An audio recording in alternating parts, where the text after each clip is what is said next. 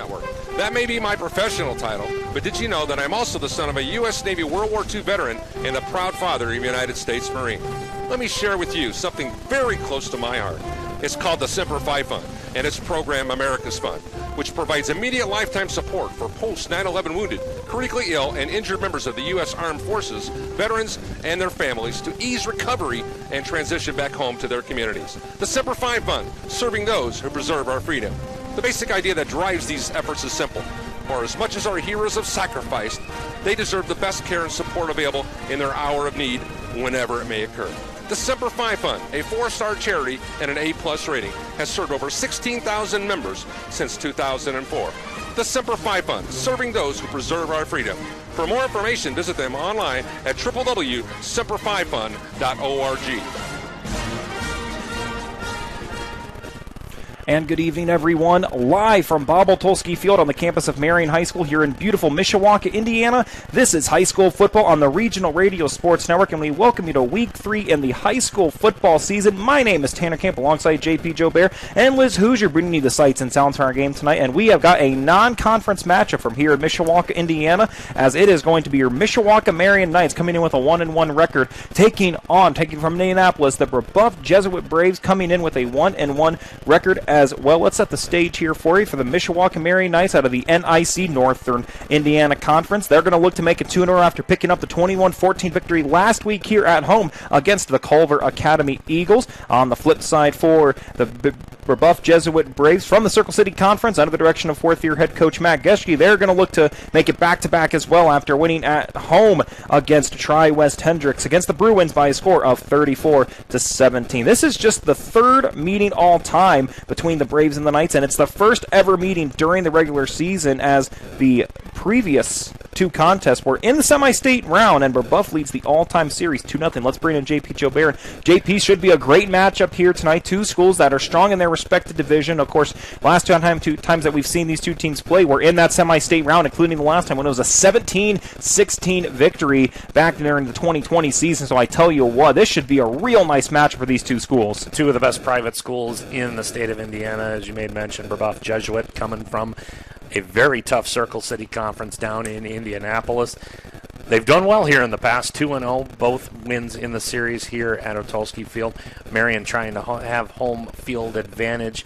They have looked good after that Mishawaka loss in Week 1. They looked really good last weekend. So Brebeuf has to come all the way up here in that 2.5 hour drive. Hopefully they get the bus legs out and are ready to go against a Marian team that's looking to go 2-1 on the season. We want to thank everyone that makes it possible for us here to broadcast, including our friends from the United States Marine Corps, the Ronald McDonald House, Beef O'Brady's, Centier Bank, McDonald Physical Therapy. Also want to thank our friends over at Troy Gill. Call Troy Gill for your local licensed insurance agents with Health Market Insurance Agency in Northern Indiana. Choosing the right Medicare plan for you can be confusing. Let Troy help you find a plan that best fits your needs and budget. Call 574-360-0791 to speak with a licensed insurance agent for a free appointment virtually, by phone, or in person to review your specific needs and help find a plan that's right for you. Again, 574-360-0791 today. Health Market Insurance Agency is licensed in all states and D.C. Service and product availability varies. Agents may be compensated based on enrollment. No obligation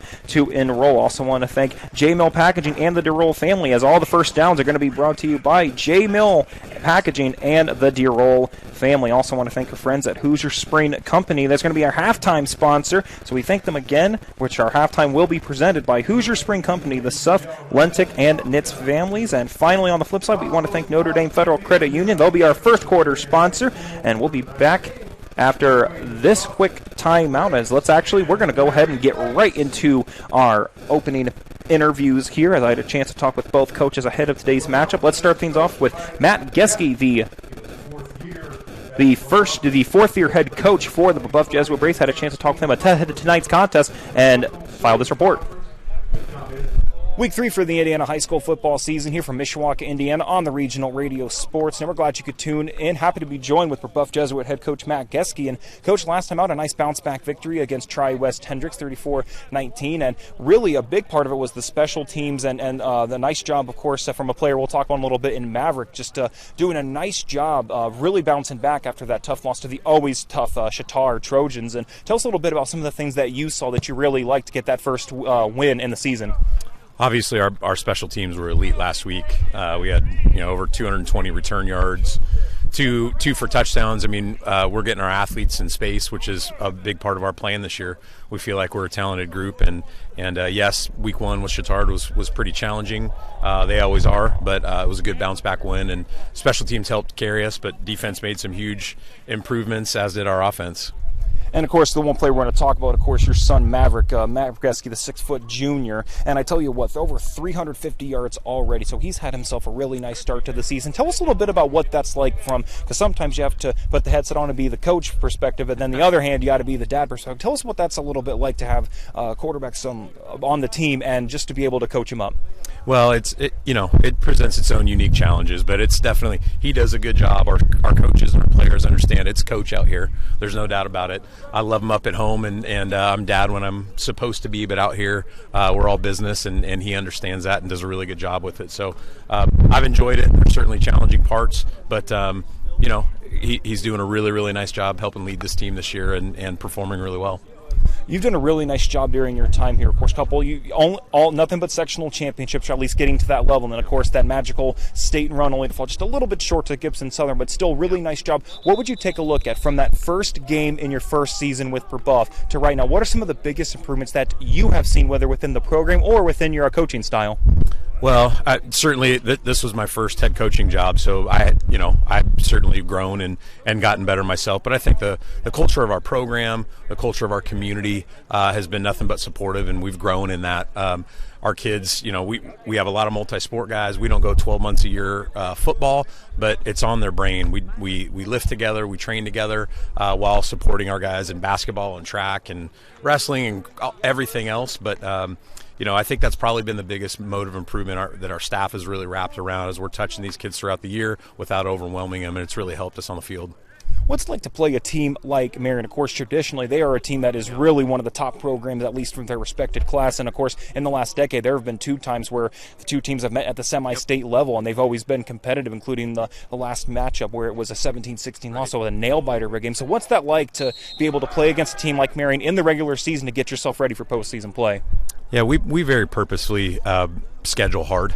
Our athletic director, we talk about this every year when we're looking a couple years out, and when we had the opportunity to play these guys, it was important for us to get them on the schedule. A proud program. I think 7 or 8 regionals in the last decade, and the last time we were up here 2 years ago was a heck of a game, and so we were excited when this was an opportunity. A little kind of playoff atmosphere on September 1st. Now let's take a look at this Marian team, and very similar to what you've done, Mike Davidson's done a nice job with this program of getting them to that elite status. In order for the Braves to get the road victory here to go 2-1, what are going to be the keys to a win here today? We've got to neutralize a very talented offense. Their defense flies around, and we've got to execute properly. And we've talked about our special teams. I think that's a section of the game I think we can take advantage of today with our kicker Quinn Warren and the way we cover and return the ball. So I think we're going to have to go win in all 3 phases and make sure that we don't drop one of those. Once again, huge thank you to Matt Geske for taking some time ahead of tonight's contest. For Matt Geske, again, his 4th season with the Braves, an overall record, 25 wins, 13 losses. He's made it to the sectional championship game since he's been at the helm of the ship in 2021, of course, he led the Braves all the way to the state title game where they fell just short of the Gibson Southern 45-35. So we'll keep our pregame coverage moving right along. But, of course, we want to take this opportunity to thank more of our sponsors as, of course, we are not able to get to be on the air here if it wasn't for these great sponsors. And one of the ones that we want to thank right now is going to be for Hoosier Spring Company, since its founding in 1954, Hoosier Spring Company has developed into one of the world's leading manufacturers of custom springs for the aerospace, military, and commercial sectors. 3 generations of Sooth, Lintic, and Nitz families have demonstrated their commitment to Catholic education by providing tuition assistance to numerous students attending area Catholic schools and by providing financial assistance to numerous other Catholic school initiatives. Go Knights! Let's go ahead and flip the script and head right on over to Mike Davidson's interview. Of course, the 6th-year head coach for the Mishawaka Marian Knights had a chance to catch up with him ahead of today's game and file this report. Marian High School football for you here on the Regional Radio Sports Network from Bob Tolsky Field. Beautiful night here in Week 3 for Friday Night Lights. Tanner Camp catching up with Mike Davidson for the Marian Knights. And Coach, last week, nice 21-14 victory against the Culver Academy Eagles. All the offense was done in that first half, but the defense really stepped it up, including a couple fumble recoveries and the big interception there. Just tell us a little bit about what were some of the big takeaways from that win against Culver. Yeah, I like the way our guys responded, defensively particularly. Sort of a bend but don't break mentality there in the second half, but they never quit, and we knew Culver wasn't going to quit. That's a high-quality program Andy's got down there.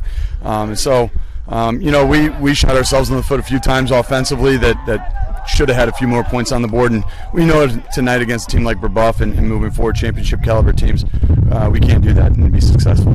And one player that we stood out and actually gave our player of the game was Chase Bays. He just did a really nice job for the 5'11 senior of just being everywhere on the field, and he had that interception last week or made the big plays that he needed to. And just one of the seniors that has really had to step it up, as you mentioned, part of that group that had to mature quickly last year and already making a big impact for the Knights this year. Tell us a little bit about Chase's impact and also just the growth that he's had during his time at Marian. Yeah, Chase is a baseball guy first and foremost, so we didn't see him pretty much at all over the summer, and I was a little skeptical if he was going to be around come August 1st or July 31st, whatever that start date was. And the biggest thing I think Chase has grown in the intangibles, the leadership, the maturity, just the work ethic that he brings on a day-to-day basis.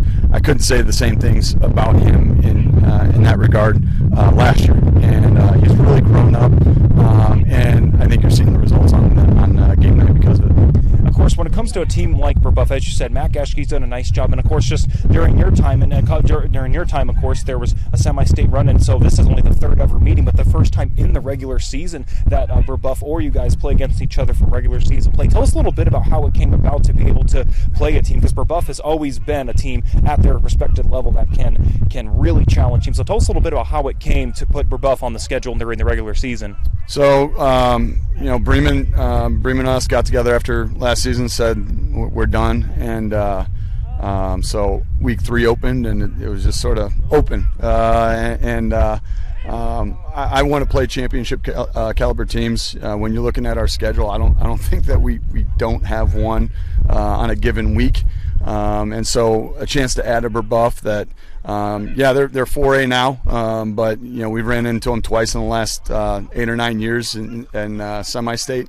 So we know what we're getting from a program perspective, and I reached out to them, and they said let's do it, and we're excited to have them.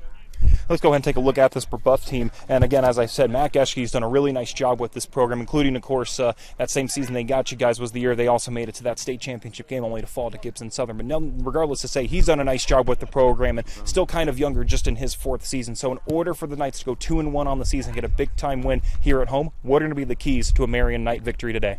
They got a lot of playmakers on the offensive side of the ball, so limiting the big plays, not giving those up, making them drive. And then special teams wise, I think they had a kick return and 2 fumble recoveries, if I'm not mistaken, last week. So we got to do our job in the kick game.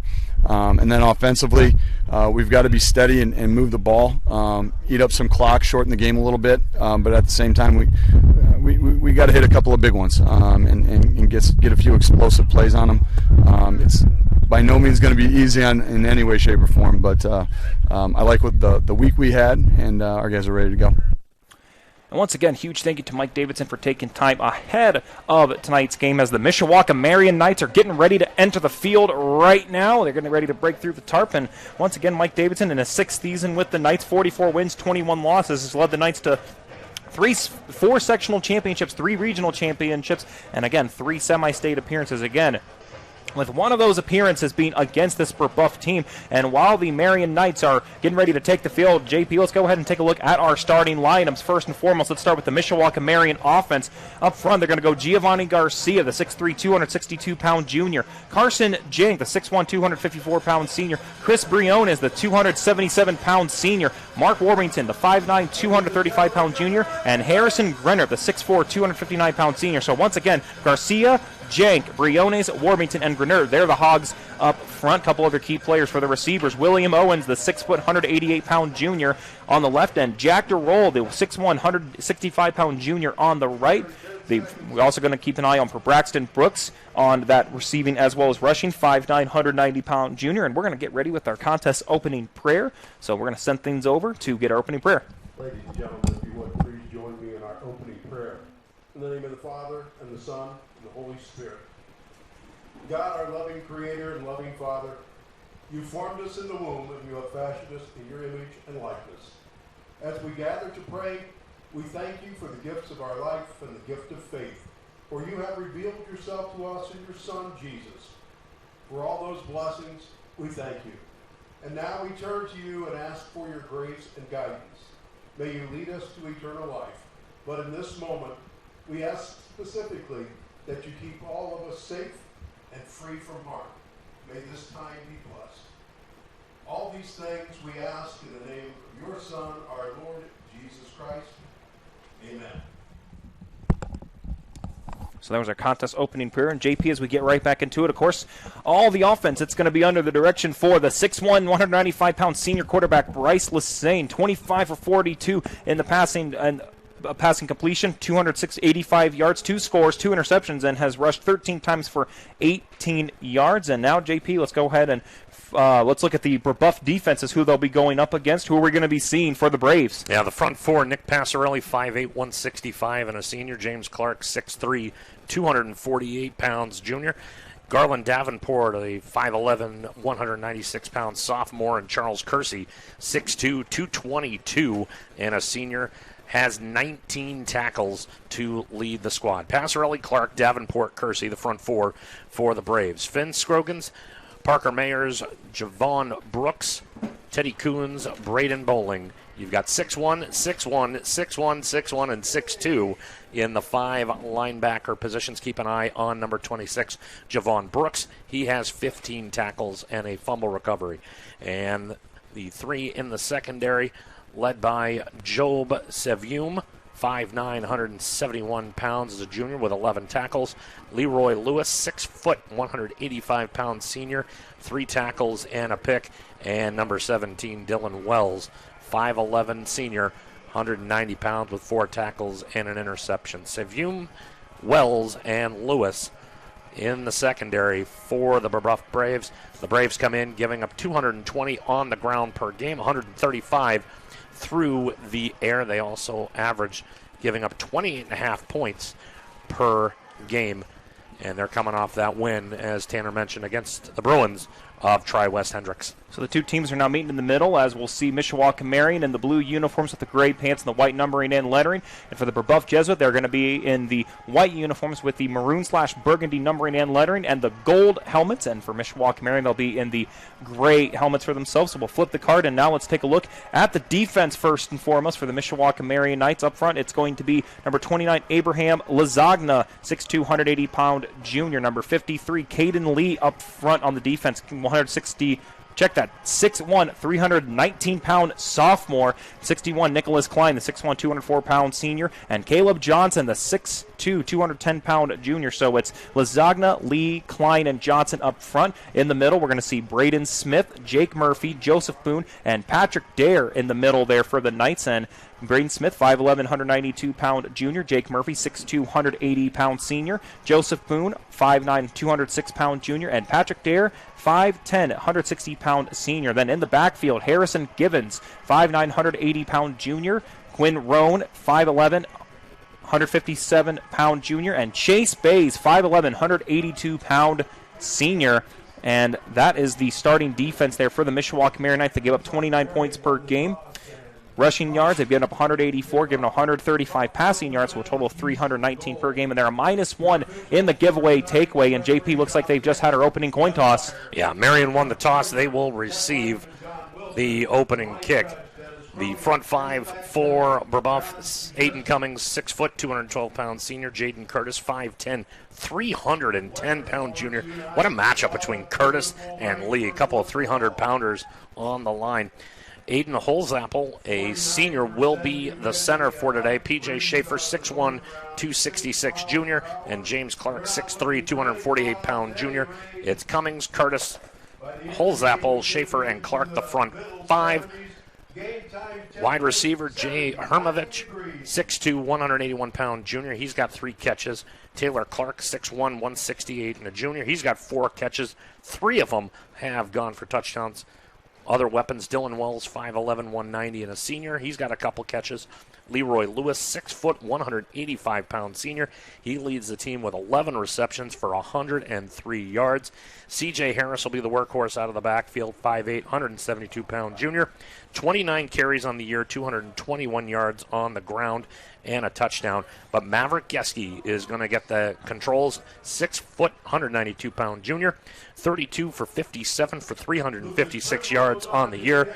4 touchdowns, 4 picks, for a team that averages 28.5 points per game and 282 yards a It'll game. be Lucas Primos on the kickoff here, left to right for the Knights, and the kick returners will be C.J. Harris, Dylan Wells, and Javon Brooks for the Knights, as he's going to kick this one here toward the near side, and it's going to go out just at the 30-yard line. So once again, Marian will be going from left to right. Brebeuf will be going right to left to get this quarter started. Right now, 80 degrees and sunny here in Mishawaka. Obviously, a little bit cooler throughout the course of the night. And so the Braves will come out once again, 6-foot junior, 192 pounds, and Maverick Geske, of course, the coach's son, and Matt Geske, of course, he'll be at the controls.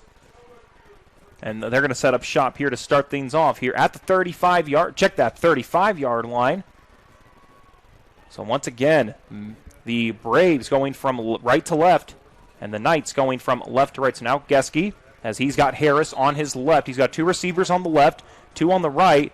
As he takes the snap, looks to his right, the quick toss outside, and he's going to find the easy catch for Dylan Wells, and he's going to be knocked down immediately by Sete.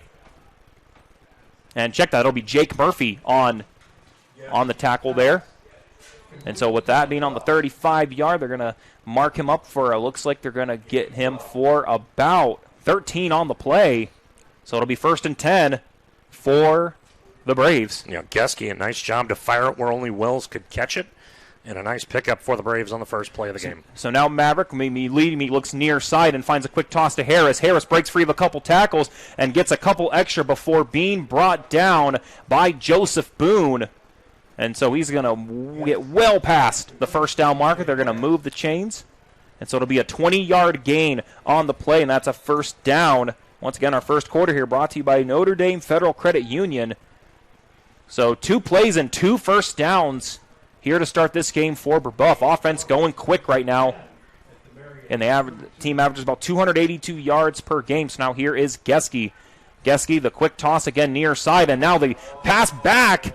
It was caught by Murovich. And then he immediately tossed that back to Harris for a couple extra yards there. A nice little hook and ladder play to catch Marian off guard. And Harris ran around the left side, tiptoed on the sidelines, and inside the 15-yard line now for the Braves. 11 minutes here in this first quarter, still scoreless, but Brebeuf, multiple first downs to get this one started. Geske now got a receiver to his left, 2 to his right, gets the handoff to Harris, and he's going to be brought down by a swarm of Knights, still on his feet and not brought down.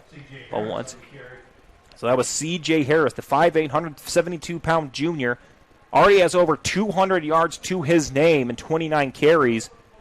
So the number 1 rusher for this Brebeuf team. So a gain of 2 for Harris, 2nd and 8 on the 17-yard line with just a little more than a minute and a half played in quarter number 1. And those are the 2 hardest yards that Brebeuf has earned all game, as they are just making this first drive look very easy against Marian. Geske now, again, 2 receivers on his right, 1 on his left, looks near side.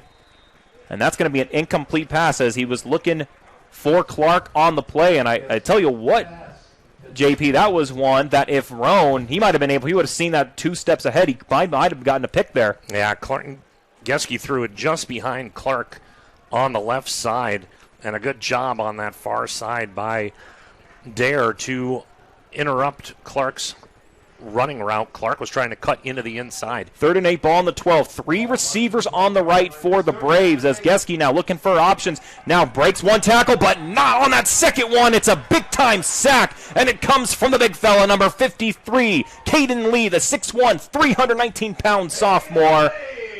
Big-time play for the sophomore. 4th and 8, and it looks like the Braves are going to bring on the kicking team.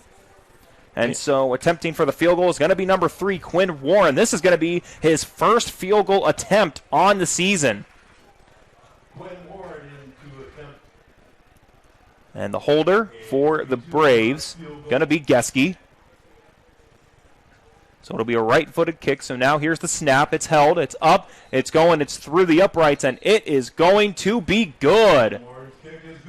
So a great first drive for Brebeuf, but they're only able to get 3 points here with 9:25 left to go here in this first quarter. And so the Braves up 3-0 on the Marian Knights. Let's take this opportunity to thank one of our friends over at Beef O'Brady's. Beef O'Brady's in Granger is the place to go before or after the game. Locally owned and operated for more than a decade, they're a family-oriented business featuring a private party room with seating for up to 60 people, along with an outside patio area that can seat up to 20 guests. Located at State Road 23 in Bittersweet, Beefs has daily specials Monday through Friday and offers dine-in and carry-out service. They're also the spot to watch all your sporting events, including Notre Dame football, on Saturdays. For more information, the website's www.beefobradys.com or call 574-271-1415. Beef O'Brady's, good food, good sports. As we heard in who just made that field goal, Quinn Warren is going to be doing the kickoff duties here. Averages 43.5 yards per kickoff for the senior, and the kick returners are going to be Braxton Brooks, Quinn Roan, and William Owens. So keep an eye on those 3 in the back to return this kickoff here, as once again Quinn Warren gets the field goal there, JP, and for Marian to be able to only give up 3, that's a big-time win there for that Marian defense. Especially after those first 3 plays went 12, 20, and 17. It looked like Brebeuf was just going to march right into the end zone, but a nice job by the Marian defense to hold the Braves to 3. Yeah, Caden Lee. So now, here we go. Here is Warren. Warren with the right foot gets this one. He sends this one deep, and it's going to go well into the end zone, almost hitting the game clock. So we'll stay with 9:25 here in this quarter. Let's get our recap here. JP, what you got? Well, Brebeuf goes 6 plays. They go 48 yards in 2 minutes and 35 seconds. Warren's 33-yard field goal good. And Brebeuf strikes first. They lead 3-0 as Marian gets their offense on the field for the first time today. And leading the offense this season, of course, number 1, the 6'1", 195-pound senior Bryce Lassane, looking to get the offense as this one will start at the 20-yard line. Again, Garcia, Jank, Briones, Warbington, and Grenert, are the Hogs up front. And so for the Knights, they'll have 2 receivers on Lassane's right. He's also got Osman just on his right hip, and 2 receivers on the left. Going up against the Brebeuf team that averages about 20.5 points given up. So now Lassane looking immediately to the near side. Caught by Brooks. And Brooks stays on his feet for just a little bit, but is brought down by number 23, Job Savume. Well, Brooks with a nice job to make one man miss, get those extra yards, and now it's a second and manageable for the Knights, just shy of the 30-yard line. We played 3 minutes here in this first quarter. 3-0 is our score as the Brebeuf Jesuit Braves. Just the 3rd ever meeting between the 2 teams and the 1st in the regular season, as the previous 2 were at the semi-state level. And JP, they're going strong side. 3 receivers on the far side. And Lassane has Osman on his right hip. So now Lassane looking immediately to the left. Looks like he's going to tuck this one and go. Trying to get the first down, and he's going to get that one for sure. And he is brought down immediately by number 11, Parker Myers. But it will be a first down for the Marian Knights. Of course, all our first downs are brought to you by J Mill Packaging and the DeRoll family. So 1st and 10. Ball spotted at the 32-yard line. So a gain of 3 on the play with a little more than 3.5 minutes played in this first quarter. Tanner Camp, JP Jobert, and Liz Hoosier bringing you all the sights and sounds from here at Bob Tolsky Field in Mishawaka, Indiana. So 3 receivers on the right for the Knights. So now Lassane drops back on the right side, has to find someone, and was looking up ahead for Owens, but there was pressure being applied by Garland Davenport. So it'll be a 2nd and 10 situation. Clock stops with 8 minutes and 3 seconds left here in the quarter. Yeah, Lassane tried to find Brooks here on this near side, but a nice job by Finn Scroggins and Dylan Wells double-teaming the junior, making sure that pass wasn't going to be caught. And now a 2nd and 10 from the 32 for the Knights. 2 receivers on the left, 2 on the right, and Osmond once again right next to Lassane for the rush. And, of course, the center for this Knights team, Chris Briones, the 6'2", 277-pound senior. 2nd and 10 here in Mishawaka. Now Lassane drops back, looking for the pass, looks to his left, goes deep. Let's see who's going to catch this one, and it will be nobody. He was looking for Owens on the far side, but he was covered heavily on the play there by Leroy Lewis. And good job by Lewis not to take a pass interference penalty. He was reading Brooks's eyes the entire way down the field, and as soon as the arm went up for Brooks, Lewis made sure that the junior wasn't going to come down with the football. And now you got a 3rd and 10 coming up for the Knights. 3rd and 10, ball still on the 32-yard line, and with 8 minutes to go here in the quarter, Marian's going to need to convert on this first down here. So they're going to need to get to at least the 42-yard line. Now Lassane looking for his options. He's got 2 coming, though. Looks up ahead. Tried to find Osmond on the catch, but there were a swarm of players from Brebeuf that were going against Lassane. So that is going to force a 4th down situation. So now here comes the punt team. And handling the punts for the season, it's going to be number 16, Leopino Sete. The senior averages about 26 yards per punt. And on the return here for the punts, keep in mind there's Taylor Clark, Edwin Watson, and JP. Keep an eye on Taylor Clark. In the last game against Tri-West Hendricks, he went 90 yards to the house and was able to get a punt return for a touchdown. So keep an eye on Clark, and he is the lone player for Brebeuf Jesuit. So now here is Sete. Sete gets a hold of that one with the right foot, gets a punt, gets a good kick on this one. And so Clark will just wave off, get the fair catch signal. And so play is going to start right at where the Braves started their first drive, at the 35-yard line. And, of course, our first quarter, we want to thank our friends from Notre Dame Federal Credit Union. They're sponsoring this first quarter here for the Knights this season. With Notre Dame Federal Credit Union, our online banking and mobile app, I like having a branch at your fingertips with everything you need to manage your account 24/7. Enjoy better banking where and when you want. Features include bill pay, money transfer, budgeting, early payday program, and more. Head to NotreDameFCU.com to learn more and get $200 when you add a direct deposit. Geske immediately throws to the near side to Wells. Wells got a couple blockers, goes back to the outside. There is a flag on the play, and he's immediately pushed out by Harrison Givens. And, JP, I got to think we're probably going to see holding from that flag. Yeah, Murovich on the near side got a fistful of jersey, and as soon as Wells went around end, the flag came out, and that's exactly what the call is going to be, a 10-yard holding penalty. So it started at the 35, and the Braves are going to be backed up to the 25-yard line. Clock stopped at 7:45, so it'll be a 1st and 20.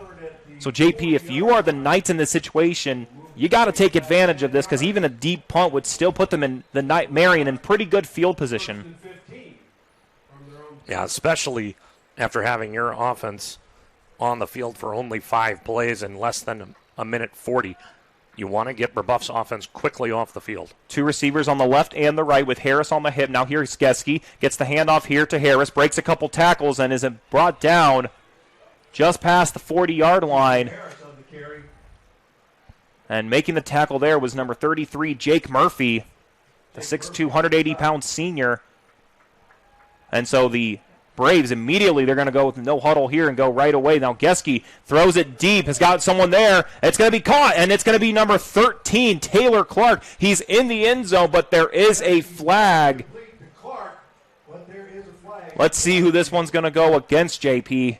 If it's against Brebeuf, it looks like it's going to be holding, and it will. So another penalty, and Matt Geschke, the head coach for the Braves, not happy with that one.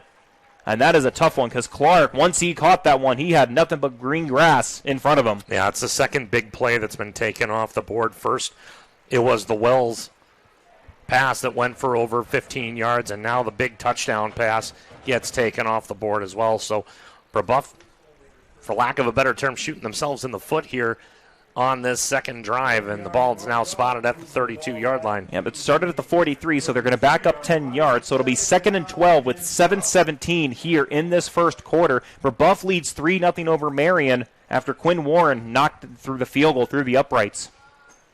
So Maverick Geschke, again the junior quarterback, one receiver on his left, three on his right, with Harris on his right side. Watch the handoff here. Now Geschke dropping back, hands it off to Harris, and brought down immediately. Not going to get much on the play there. And making the tackle there, we're going to say Nicholas Klein, number 61, the 6'1", 204-pound senior. And JP looks like they're going to say loss of, or maybe a gain of 1 on the play. So it's 3rd and 11 at the 31-yard line for the Braves.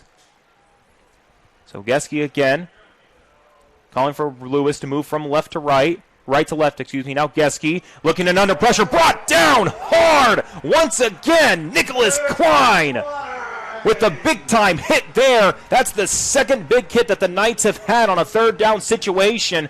Clock continues to tick, and once again the punt team is going to come out for the Braves.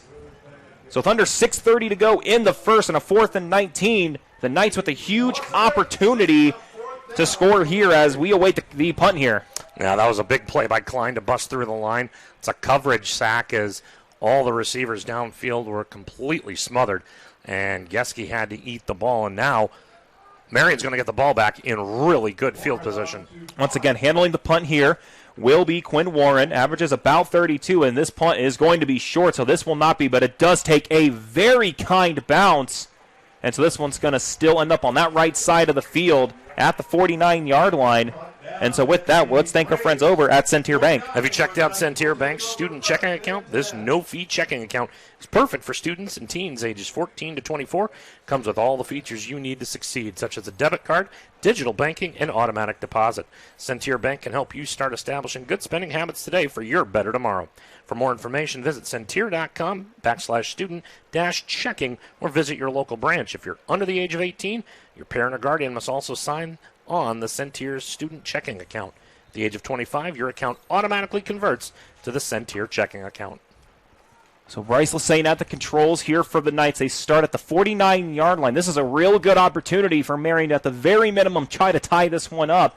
2 receivers on the right, 2 on the left, and Osmond on the right hip of Lassane. So on the snap, Lassane takes this one, looks immediately near side, and was looking for his receiver on the play as he was trying to find number 17 for the Knights, as he was trying to find forward to roll. So it'll be, the clock will stop with 5:45 left in the first, and it'll be 2nd and 10 at the 49-yard line. After completing his first pass of the game, Lassane now 0 for his last 4 through the air. So now Lassane hands this one off to Osmond, goes off the left, found a hole, and was able to pick up a couple of yards. And now I'm thinking he's going to get about 7 yards on the play. They're going to spot him at the 42-yard line. So it'll be 3rd down and 3 with 5:30 to go in the first quarter. Again, Brebeuf leads 3-0 after the Quinn Warren field goal. So 3rd and 3, and the Knights, they can convert this first down here. That would be a huge momentum boost. So now here is Lassane. 2 receivers on the right, 2 on the left. So now Lassane, the handoff to Osmond. Osmond trying to bully his way up, but cannot make the play, and he was brought down by Charles Kersey, the 6'2", 220-pound senior. And so the Knights, they'll be at the 40. So it'll actually be a gain of 1. So 4th down and 1, and the Knights are going to go for it. It's a 4th down play here. Game clock with 20 seconds left.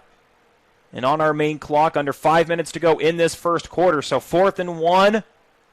Knights got to get at least 1 yard in order to move the chains. Lassane makes the call, gives it to Osmond. Osmond trying to find a hole, and he's definitely going to get the first down on that one. Nice job of Osmond just tucking his head and bullying through the pile. And once again, all first downs brought to you by J-Mill Packaging and the DeRoll family. Oh, nice job by the left side of that offensive line. Giovanni Garcia and Carson Jenk opening up a hole. It's an 8-yard pickup for Osmond on the first down. 102 rushing yards on 32 carries for the 5'4 junior for the Knights. So we're approaching 4 minutes left in this first quarter. 3-0 as the Brebeuf leads over Marian. So now here is Lassane. The quick toss here to Osmond on the left side. Gets through one and is brought out of bounds on the play. Marian fans, they were wanting a foul or an extra flag on the play, but instead Osmond going to get knocked out of bounds on the far side. Yeah, Parker Mayers came in just a little bit late. I can understand the frustration. That was well after Osmond was out of bounds after the 4-yard pickup. 2nd and 6 on the 34-yard line. Under 4 minutes to go in this first quarter. Marian trying to put points up on the board to at the very least tie with Brebeuf. So now here is Lassane. 2 receivers on the right, 1 on the left. Lassane looking for options, tosses this one high. This is a one-on-one battle, and it's won by nobody. And on the matchup there, winning that one was number 13 for the Braves, as that was on the play here, Taylor Clark. Well, Clark showing that not only can he catch the ball offensively, but he can bat him down defensively as well, as he went up in the air and made sure that Brooks on that far side was not going to catch that ball. 3rd and 6 situation now on the 30-yard line. Under 4 to play as Lassane looks near side to Coach Davidson. 6 seconds left on the game clock. And I believe we're going to have a timeout here as the clock is nearing the end. And, JP, that's exactly what we're going to get. So it's going to be a timeout taken by Mike Davidson and the Marian Knights. It's their first timeout used. And that gives us a chance to thank a couple more of our friends. First and foremost, let's thank our friends over at McDonald Physical Therapy. Tonight's game is being sponsored by McDonald Physical Therapy and Sports Rehabilitation Center, located at 1005 North Hickory Road in South Bend for 34 years. McDonald Physical Therapy and Sports Rehabilitation Center has been helping Michiana get stronger every day. The phone number is 574-233-5754, or you can visit them on the web at mcdonaldpt.com. And, of course, for our timeouts, they're thanks to our friend at Troy Gill. These timeouts are brought to you by Troy Gill with Health Markets Insurance Agency. Call Troy with your health, life, and Medicare needs. 574-360-0791. That's 574-360-0791. So 3:50 left to go in our first quarter. Brebeuf Jesuit leads 3-0 over the Mishawaka Marian Knights. Of course, we're one of 5 games happening today for high school football on the Regional Radio Sports Network. Penn Kingsman down in Indianapolis taking on Cathedral. Valparaiso at LaPorte. We've also got Lowell at New Prairie and Kankakee Valley at Andrean. Check them all out on our website at rrsn.com. 3rd and 6 now on the 30. Under 4 to go. Now here's Bryce Lassane. 2 receivers on his right, 1 on his left. And he's got Osmond on his right hip. Lassane looking to the right. The quick toss. And there was a big tackle. And that one, the big play was made by Javon Brooks. And Jack DeRoll was the one who got knocked down. There is a flag on the play, and JP, that's going to go against Brebeuf again. I don't know. That's a questionable call, as Brooks did put 2 hands in the back, but the ball had already gone in and out of the hands of the receiver on the near side. So that's kind of a questionable call. That's 3 penalties. 3 penalties now. And every single one, JP, has been important, whether offensively or defensively. So now you see a situation where Marian, they see themselves now 1st and 10 at the 15-yard line with under 4 to play. So the Knights in a prime spot here as they're going heavy on the right side. They got 3 receivers on the right and Osmond on the hip of Lassane. 5 down linemen up front. So now here is Lassane. Hands it off to Osmond. Osmond trying to punch up the gut, but Parker Myers says, no, you may not. So Osmond on the carry there. Parker Myers on the stop. They're going to say maybe 1 yard, but that's going to be no gain on the play. So it'll be 2nd and 9 at the 14-yard line. Looks like they gave him half of the football, which, if you round it up, that's a yard. So 2nd and 9. We're approaching 3 minutes left in this first quarter. Beautiful night here for high school football in week 3 in our regular season coverage. Now Lassane looks to the near side. He's got to find something. He looks, and he's going to find Sete. Check that. He's going to find Owens on the play, and he'll be knocked out as they spot him at the 9-yard line. So that should be a gain of 5 yards on the play. So it'll be 3rd and 4. And, JP, you got to think that regardless, Marian wants 6. But at the very minimum, you got to think that they can get 3 from this distance. Yeah, you got to get some points on the board the way this drive has been going. Already the 9th play on this drive, aided by that pass interference penalty that gave Marian a fresh set of downs. So 3 minutes and 3 seconds left in the first quarter. It's a 3rd and 4 situation. And now the Knights are going real heavy up front. And so it'll be a timeout taken by Mike Davidson for the Knights. So they've used 2 timeouts here in this quarter alone, so they'll have 1 more remaining for the half. And, JP, of course, our timeout says we got to thank again. It's our friend Troy Gill who's sponsoring all our timeouts and touchdowns for the Marian Knights season. Call Troy Gill, your local licensed insurance agent with Health Markets Insurance Agency in Northern Indiana. Choosing the right Medicare plan for you can be confusing. So let Troy help you find a plan that best fits your needs and budget. Call 574-360-0791 to speak with a licensed insurance agent for a free appointment virtually, by phone or in person, to review your specific needs and help find a plan that's right for you. And once again, we also want to give an opportunity to thank our friends. And let's go ahead and thank J Mill Packaging and the DeRoll family as they are sponsors for all our first downs. This Marian night for J Mill Packaging, celebrating 50 years in business as the area's premier box manufacturing company. DeRoll family is committed to leading J Mill Packaging as a world-class organization through innovative corrugated solutions and helping people win. 3 receivers on the left, 1 on the right, and Osmond on the left hip of Lassane now. 3rd and 4 situation, ball at the 9-yard line. Now Lassane looking to the left, tosses this one up, looking for the end zone, and almost intercepted by Javon Brooks. No flags on the play there. So an incomplete pass for Bryce Lassane. So now you've got a 4th and 4 situation, ball on the 9-yard line. And JP, based off what we're seeing in the offense, looks like Coach Davidson's squad looks like they're going to go for it. Yeah, looks like he's going to keep the offense on the field.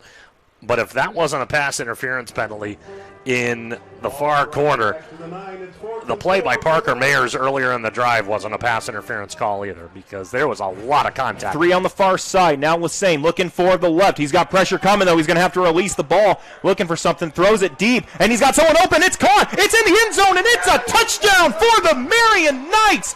That one on the play. Give the catch there for William Owens, a.k.a. Deuce Owens.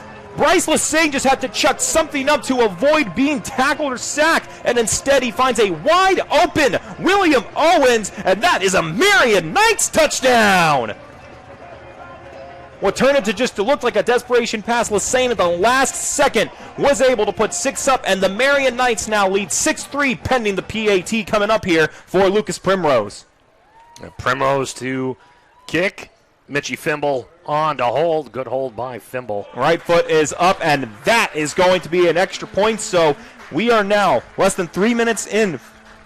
3 minutes left to go in this first quarter, and the Marian Knights lead 7-3 over the Brebeuf Jesuit Braves. Let's take a quick 30-second timeout. When we come back, we'll get you set up here for the kickoff for the Knights, as it will be Lucas Primrose leading the helm for this kickoff. Once again, 7-3 in favor of the Knights. Under 3 to go in this first quarter. Tanner Camp, JP Chobert, and Liz Hoosier from Bob Tolsky Field in Mishawaka. We'll be back after this quick 30-second timeout. The fighting spirit of the Marine Corps is born of battles won. Battles won within, over enemies of fear, enemies of doubt. It's who we are. It's what we do. It's a promise made to you for more than 2 centuries. a promise of the Marines. So Jay, once again, all our touchdowns being brought to you by Troy Gill. And so as we get ready for the kickoff here, JP, what a drive for the Knights. What a drive, aided by that penalty, the pass interference penalty on a 3rd and 5.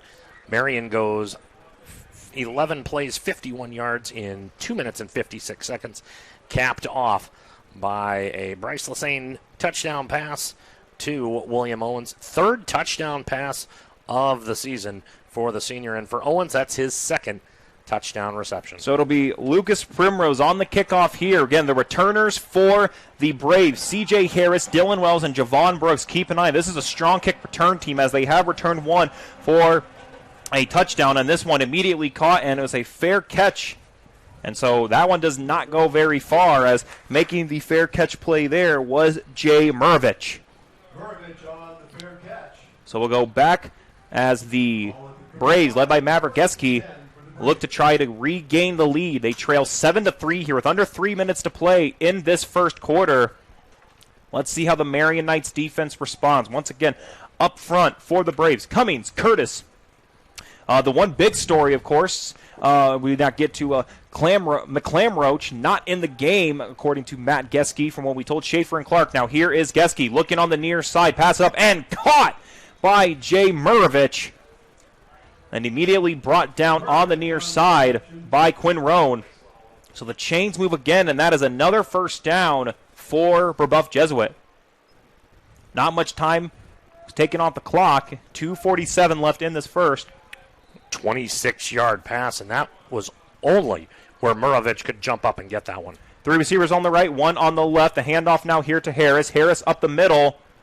Gets a couple extra yards on the spin there. And then he is brought down by Joseph Boone.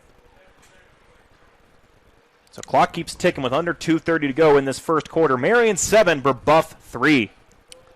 That was a tough 5-yard pickup for the junior.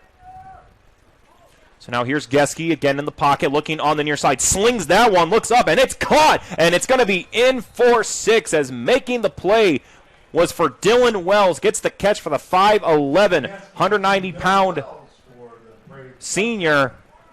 And that's going to be for 34 yards in the end zone for a touchdown. So Brebeuf wastes no time getting back in this game. And they get back up by 2, pending the PAT here from Quinn Warren. Laser of a throw from Geske. And a nice job there from Murovich of breaking the tackles and getting in the end zone for 6. So now here is Warren. Gets the hold from Geske. Up with the right foot. It's up, and it is good. Got plenty of it on that one. So not even a minute after Marian was able to take the lead. With 2:10 left here in the third quarter, the Brebeuf Jesuit Braves lead 10-7 here in this first quarter. That gives us a chance to thank one of the fine sponsors here. And let's do for our first quarter, thanks to Notre Dame Federal Credit Union. Notre Dame Federal Credit Union is proud to partner with Marian High School. As a supporter of the Knights, you're eligible for a Notre Dame FCU membership. Open an account and request an Elevate debit or credit card, directing 1% of all purchases right back here to Marian High School. Head to NotreDameFCU.com/elevate to support Catholic education and help offset the cost of a student's tuition. And while we got the opportunity, let's also go ahead and thank our friends over at Beef O'Brady's. Beef O'Brady's in Granger now features Burger Mondays. Enjoy a fresh Angus burger with lettuce, tomatoes, pickles, onions, and mayo, plus fries for just $7.99. Beef also has award-winning wings, salads, and wraps located at State Road 23 in Bittersweet. They've also got dine-in and carry-out service available and are open at lunch at 11 a.m. 7 days a week. For more information, the website's www.beefobradys.com, or you can call them 574-271-1415. Beef O'Brady's, good food, good sports. Quinn Warren, the senior for the Braves, will handle the kickoff duties here, and on the return, keep an eye out. It's Braxton Brooks, Quinn Roan, and William Owens. And keep an eye on number 10, William Owens. He goes by Deuce on the team. That's because he's also got a touchdown on the kickoff return. So keep an eye out for Owens in the back as we'll get ready for Quinn Rowan on the right-footed kickoff here. Keep in mind, Braves going from right to left, and the Knights going from left to right. And I'd say the field is just about 60% covered with the shade here, as this one is deep, and this one going to go once again well into the end zone there. Not worth trying to return for that one there. So 2:10 left in the first. Once again, Brebeuf up 10-7 over the Marian Knights. Brebeuf goes 65 yards in a quick 46 seconds. Just 3 plays on the clock. A 34-yard touchdown pass from Maverick Geske to Dylan Wells. First score of the night for the Braves in the end zone. 5th touchdown pass of the year for Geske. And for Wells, that's not only his first touchdown of the season, but it's also his season long in reception yards. So now it's going to be Bryce Lassane, the senior quarterback, leading this Marian offense back onto the field. They're going strong on that far side as they're going to have 3 receivers on the left, and Lassane will have Osmond on that left hip as well. 5 down linemen up front with Briones to snap this one. Now for Lassane, goes back to the right, got a lot of space in front of him. Let's see how much he's going to get, and he'll just step out of bounds. That'll stop the clock. Again, ball started at the 20-yard line. And so he's going to get a pickup of 8 on the play as they're going to spot him at the 28-yard line. So it'll be 2nd and 2 on the 28 with 2:05 left in this first quarter. Nice job for Lassane to just find the opening, realize no one was on that side. Well, I'll take this opening gladly. He had a lot of real estate here on the near side. Mark Warbington with a nice block here on the near side to spring Lassane. So now Lassane waiting for the call. 2 receivers on his right. Going to hand this one off to Osmond. Osmond up the middle, and he is brought down immediately. And so that is going to be a pickup of about 3 yards, and it's importantly going to be a first down for the Knights. And, of course, after all first downs, it's brought to you by our friends from J Mill Packaging and the DeRoll family. Those are 3 very tough yards for Osmond to pick up, and a nice job by that left part of the line, Briones, Warbington, and Grennert to spring open the junior, and a fresh set of downs for Marian. So minute 30 left in the first quarter. Marian trails by 3, 10-7 against Brebeuf. Now the handoff here to Osmond. Runs right up the middle. Breaks one tackle. Can he break another? He cannot, but he's going to get right to that M near the midfield stripe as he's brought down by Javon Brooks. And once again, that's going to be another Marian Knights first down. And, of course, all our first downs brought to you by J Mill Packaging and the DeRoll family. Osmond found the opening, and he took huge advantage of that as he's going to be spotted at the 47-yard line. A couple of Brebeuf fans making the trip from Indianapolis up here. Student section is great here for the Marian faithful.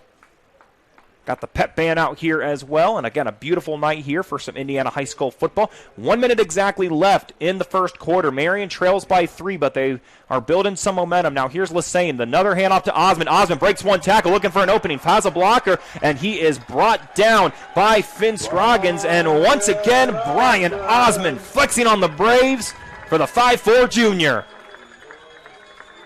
Another 18-yard run for Osmond. More importantly, a first down. And JP, it looks like we do have a player down on the field. And I believe, based off seeing the number, I believe that might have been Job Savume, who's down. So they're going to have a trainer out. Clock stops at 48 seconds left. He's down right now at the 30-yard line. And again, a trainer is looking at him right now. So while we have this quick opportunity, as we're going to see him force Savume just get right back up, walking under his own power. While we have this opportunity, let's thank the folks at Centier Bank. Have you checked out Centier Bank's student checking account? This no-fee checking account is perfect for students and teens ages 14 to 24. It comes with all the features you need to succeed, such as a debit card, digital banking, and automatic deposit. Centier Bank can help you start establishing good spending habits today for your better tomorrow. Come visit Centier.com/student-checking or visit your local branch. So ball at the 32-yard line. Clock stopped at 48 seconds. And good to see Savume get up on his feet and under his own power. So Marian will continue their offense after picking up another first down. One receiver on the left. And Lassane has got Osmond on the right with Briones to handle the offense in the center spot. Now here's Lassane looking towards the middle, and it was a wide open Braxton Brooks, but he could not make the catch. That one comes down to just a catch and turn, and that's going to pick up a couple more yards. Instead, it's an incompleted pass with 35 seconds to go in the first. Yeah, Brooks had that ball go right through his hands, but he had a lot of real estate behind him. They would have been probably first and 10 from the 15, if not closer. So clock stops at 35. Ball still on the 32-yard mark. Brebeuf leads 10-7 over the Marian Knights. Tanner Camp, JP Joe Baird, and Liz Hoosier bringing you the sights and sounds from here, Bob Tolsky Field in Mishawaka. So now here is Bryce Lassane. Osmond on the left gives him the handoff and brought down hard on the play. Osmond did not get much to go there. And so making the tackle, give that one to number 7, Finn Scroggins. So the clock will continue. 20 seconds left, and won't be surprised to see Marian, as it's a gain of 1 on the play for Osmond. And Marian might just let this one, the rest of this quarter, roll out, and I think that's exactly what they're going to do. So with 5 seconds left and the quarter going to end, we have had an exciting first quarter here from Bob Tolsky Field, and at the end of our first 12 minutes, it is the Brebeuf Jesuit Braves up 10-7 over the Mishawaka Marian Knights. We're going to take a quick 60-second timeout. When we come back, we'll flip sides of the field and get ready for the start of the second quarter. But once again, you're tuned into Mishawaka Marian and Indiana High School football right here on the Regional Radio Sports Network. Did you know there's a place right here in Michiana that provides comfort and care for families of sick or injured children? Ronald McDonald House Charities of Michiana gives families everything they need, whether it's a hot shower, a comfortable bed, or a home-cooked meal. This allows parents to truly prioritize the health and well-being of their child. Because of people in this community just like you, RMHC Michiana provides their services at zero cost to the families. Find out how you can volunteer or donate to rmhcmichiana.org. As always.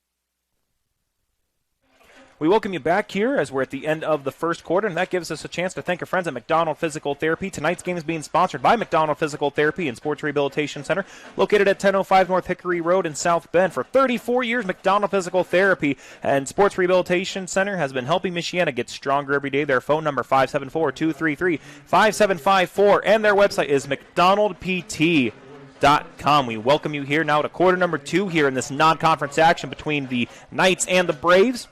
We flip sides of the field, so Marian will now be going from right to left for the remainder of this quarter, and the Braves will be going from left to right. So now it'll be Brian Lassane on the 3rd and 9, ball at the 31-yard line, with all 12 still on the clock. So let's see what Lassane does. He takes the snap, now looking, going to try to go off the left, has one blocker, goes off of it, but is held up there by Braylon Bowling. So that won't be enough for the first down after the tackle from Bowling. So Lassane pops back up, and they're going to spot him at the 25-yard line, so a pickup of 6 yards on the play. So 4th and 3, and another situation where the Knights, they're going to go for it. Successfully on this drive, 6 carries already for the Knights. So the Knights looks like they're going to have 1 receiver on the left, 3 on the right, and Osmond on the right hip of Lassane. Again, 4th and 3rd situation. So now Lassane hands it off to Osmond, trying to find an opening. And no, it's Lassane. He fakes it. Now he's going to get the toss over on the far side as he found Sete on the play. Lassane's pass complete. Sete. And so that is going to be enough for the first down. They're going to move the chain. So JP, another successful 4th down conversion for the Knights. Now gain of 3 on the play. So a nice play action fake to get Sete open for the first down. So 3 receivers on the left, 1 on the right after another 4th down conversion for the Knights. Here is Lassane. We've played just a minute in this quarter. Lassane looking. He's got 3 Braves coming. Looking up ahead, and that's going to be intercepted up front. So give that one to number 84, Braylon Bowling. So Braden Bowling gets the interception. There were 3 Brebeuf Braves that were going right at Lassane. And he tried to throw it up ahead, and instead Bowling just stepped right in front. So it'll be an interception thrown, the 3rd for Lassane this season. And Brebeuf will start their offense here at the 26-yard line. That's almost a play if you're Coach Davidson. You want him throwing that ball out of bounds, and instead Brebeuf takes over. So now Geske looks near side, finds a wide-open Leroy Lewis. And so he's going to step out of bounds. It'll be a first down with no problem, and it's going to be at the 40-yard line. So a pickup of 14 on the play after the connection from Geske to Lewis.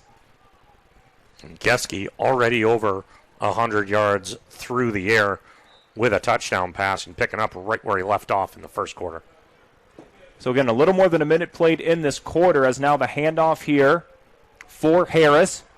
And he is brought down by Nicholas Klein up front. Klein's done a nice job for the 6'1 senior.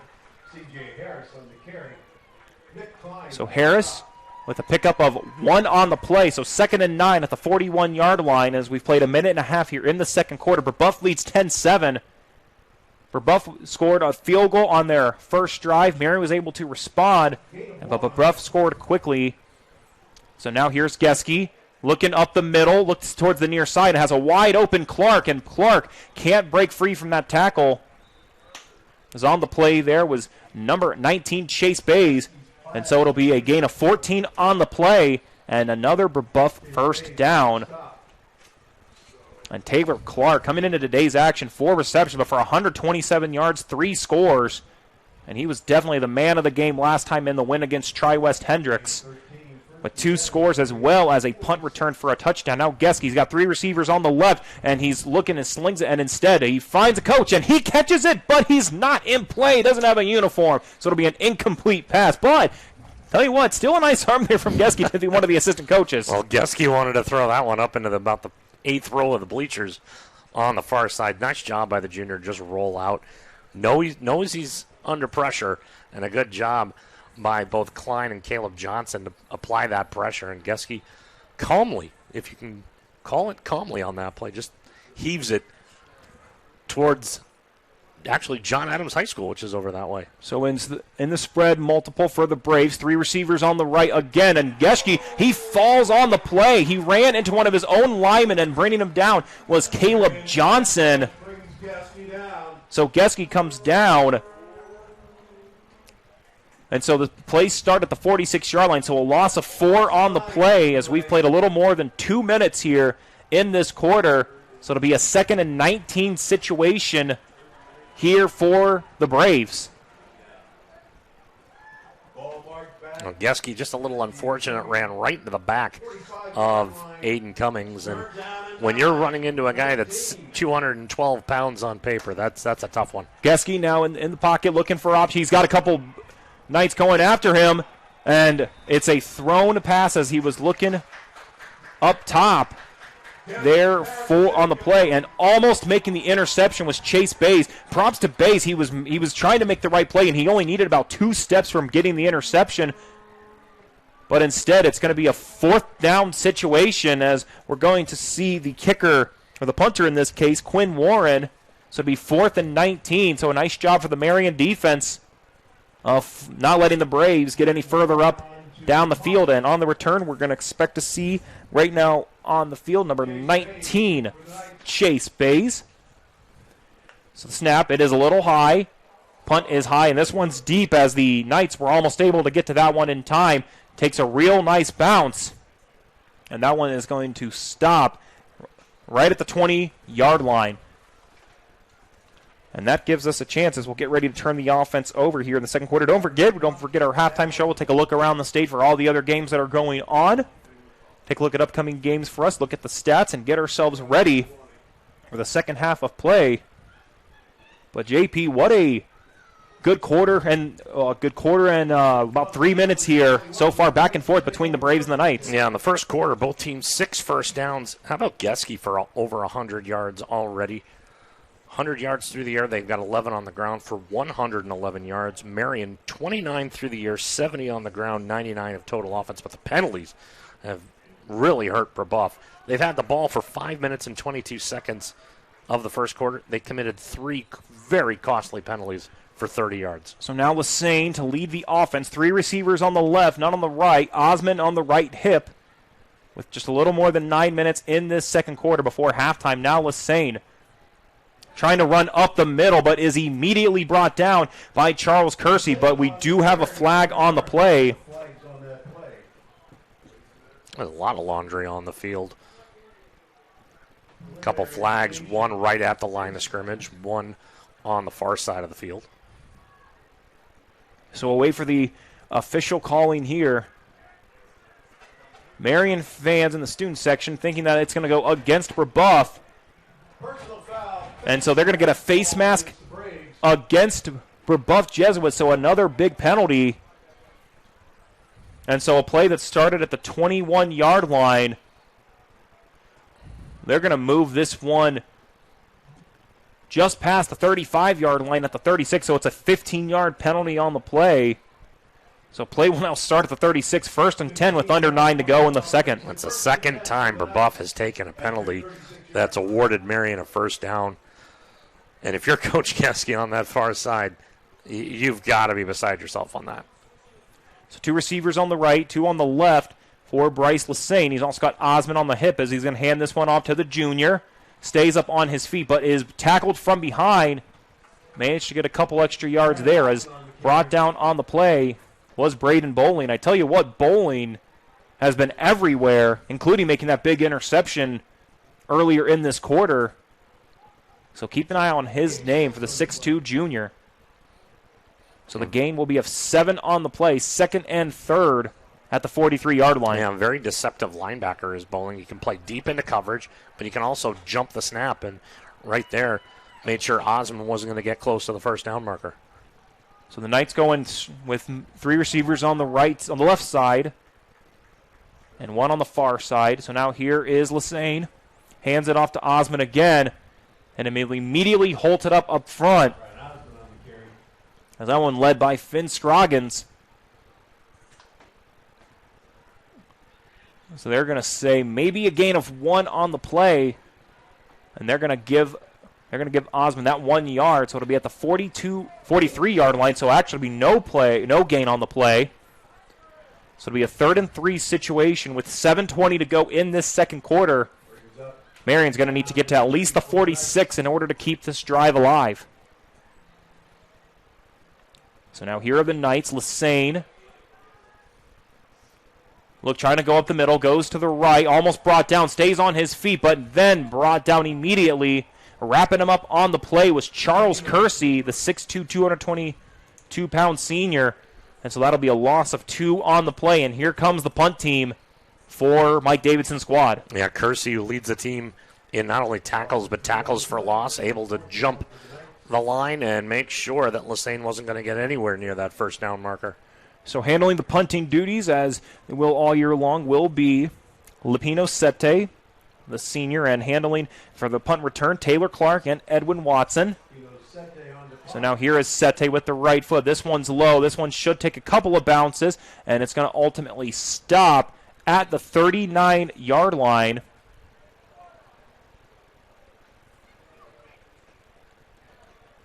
So it'll be about nearly a little over 20 yards on the punt there for Leopino Sete. So offense will start for the Braves at the 39-yard line with 6:18 to go in this second quarter. Once again, Aiden Cummings, Jaden Curtis, P.J. Schaefer, James Clark up front here for the Braves. And, of course, in that center spot, Aiden Holdzapple, the senior. So now here is Geske. Geske hands it off to Harris. And Harris is brought down up front, making the play Joseph Boone, the 5'9", 206-pound junior. So Harris might have gotten a yard on that play. They're going to say it's a gain of 1 at the 40-yard line. So 2nd and 9 with 6 minutes to go in this second quarter. About a generous a spot as you're going to get on Friday nights. So now here is Geske, 2 receivers on the right and the left, with Harris on the left right next. Now Geske, pressure's being applied. He breaks through a couple tackles, but not going to break through that one. And so making the play up front, once again, it's the tag team duo of Caden Lee, but led by Nicholas Klein on the play. We've called his name on more than one occasion. And so now it'll be 3rd and 15 at the 34-yard line. Klein, once again, coming up big up front defensively. That's the 3rd sack already for the Marian defense. And Geske has to get some kind of protection back there from his offensive line, as he had nowhere to go, and Klein just wrapped him up. So now here is Geske, looking on the right side, going deep. He's got a receiver down in Clark, and it is caught. Taylor Clark makes the big-time catch. He did the same thing against Tri-West Hendricks last Friday. So the 6'1 junior, keep in mind, the start at the 34-yard line. It's a gain of 45, getting the numbers backwards. So it'll be a 1st down here for the Braves. They spot him now at the 23-yard line. Now Geske, the quick handoff here to Harris, goes off the far side, still on his feet, not brought down yet, and finally by the far side by Roan. And he was not brought down yet, as he's in the end zone for a touchdown. There is a flag on the play, and my guess is they're going to get this one on the offense for Brebeuf. Clock stops with 5 minutes to go in this second quarter. So let's see what the call is. Right now, Harris is across and in the end zone for a touchdown, but there is a flag. 2 flags, actually, one on the far side and near side.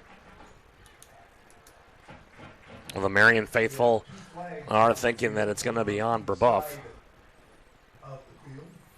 As we wait for the official calling from our official here tonight, it's going to be a holding, and it's going to go against Brebeuf. And I tell you what, JP, this game could be a whole lot different if it weren't for the penalties. And you know, despite anything else that happened in this game, that is what head coach Matt Geske is going to be talking about with his team for the rest of the week. Yeah, 5th penalty already for 50 yards for Brebeuf. So now Geske looks on the other side, and a big hit on the far side, as making the catch there was C.J. Harris. And he's immediately brought down by Sete.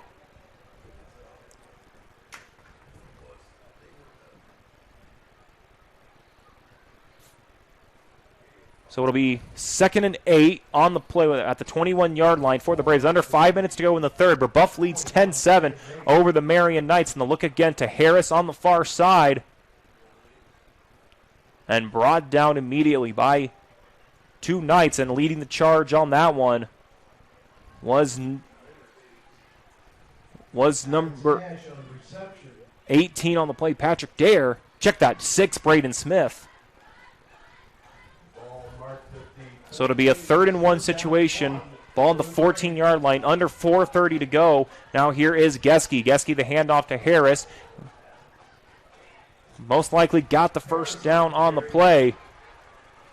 And making the tackle up front was number 29, Abraham Lasagna. It'll be enough to move the chains, and so it'll be a Brebeuf 1st down with over 4 minutes in this second quarter. Another tough earned yard for Harris on this drive. Marian has done a nice job shutting him down in the backfield. So 3 receivers on the right, but there's going to be a flag on the play. And so it'll be the first one against the Marian Knights. And so the first penalty for Marian, and at a crucial point here with the ball at the 13-yard line. JP, they're going to move this one up. And so with about 4 minutes to go, Brebeuf sniffing 6 more points.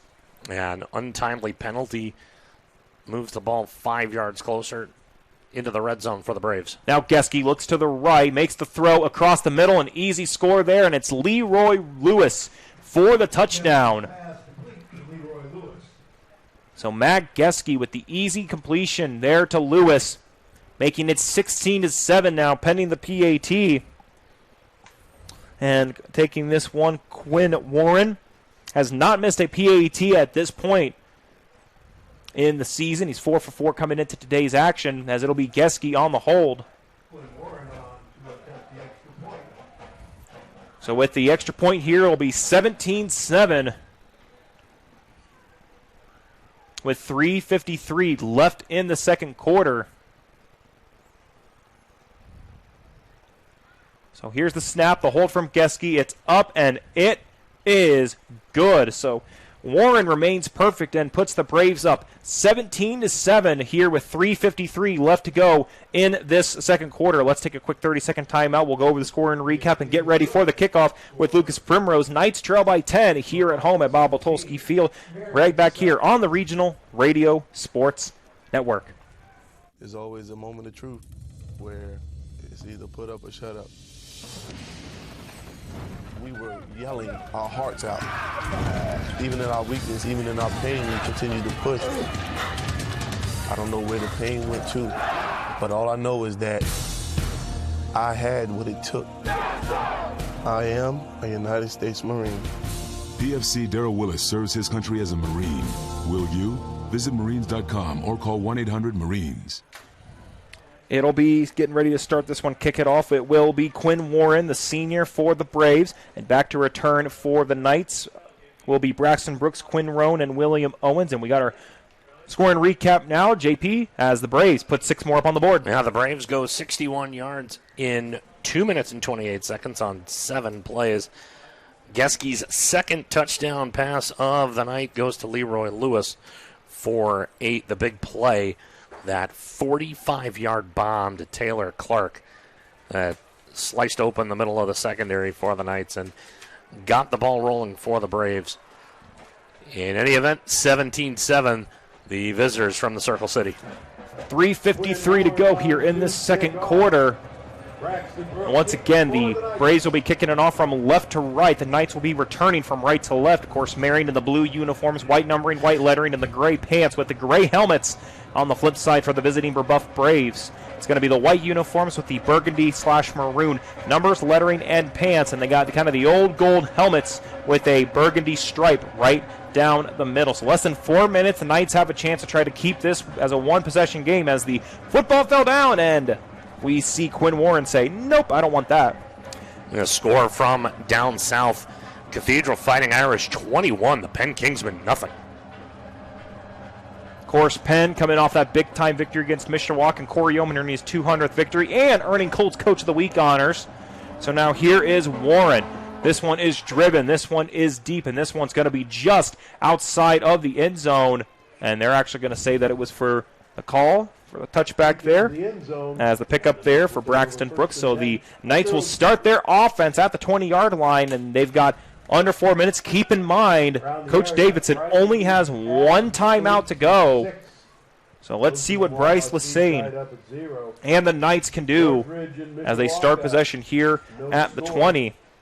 Warsaw 10, Plymouth 7.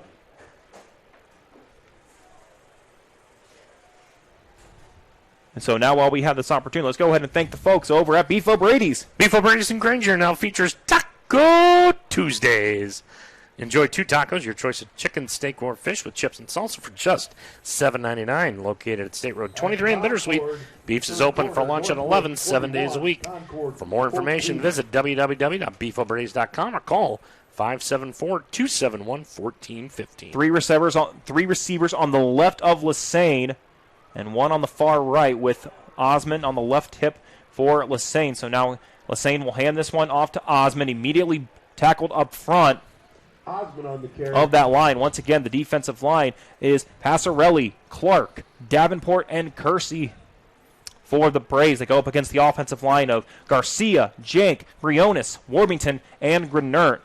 So it'll be a pickup of 3 on the play there for Osmond with 3:30 to go in the second quarter. Ball at the 23-yard line. Once again, 3 receivers on the left for Lassane.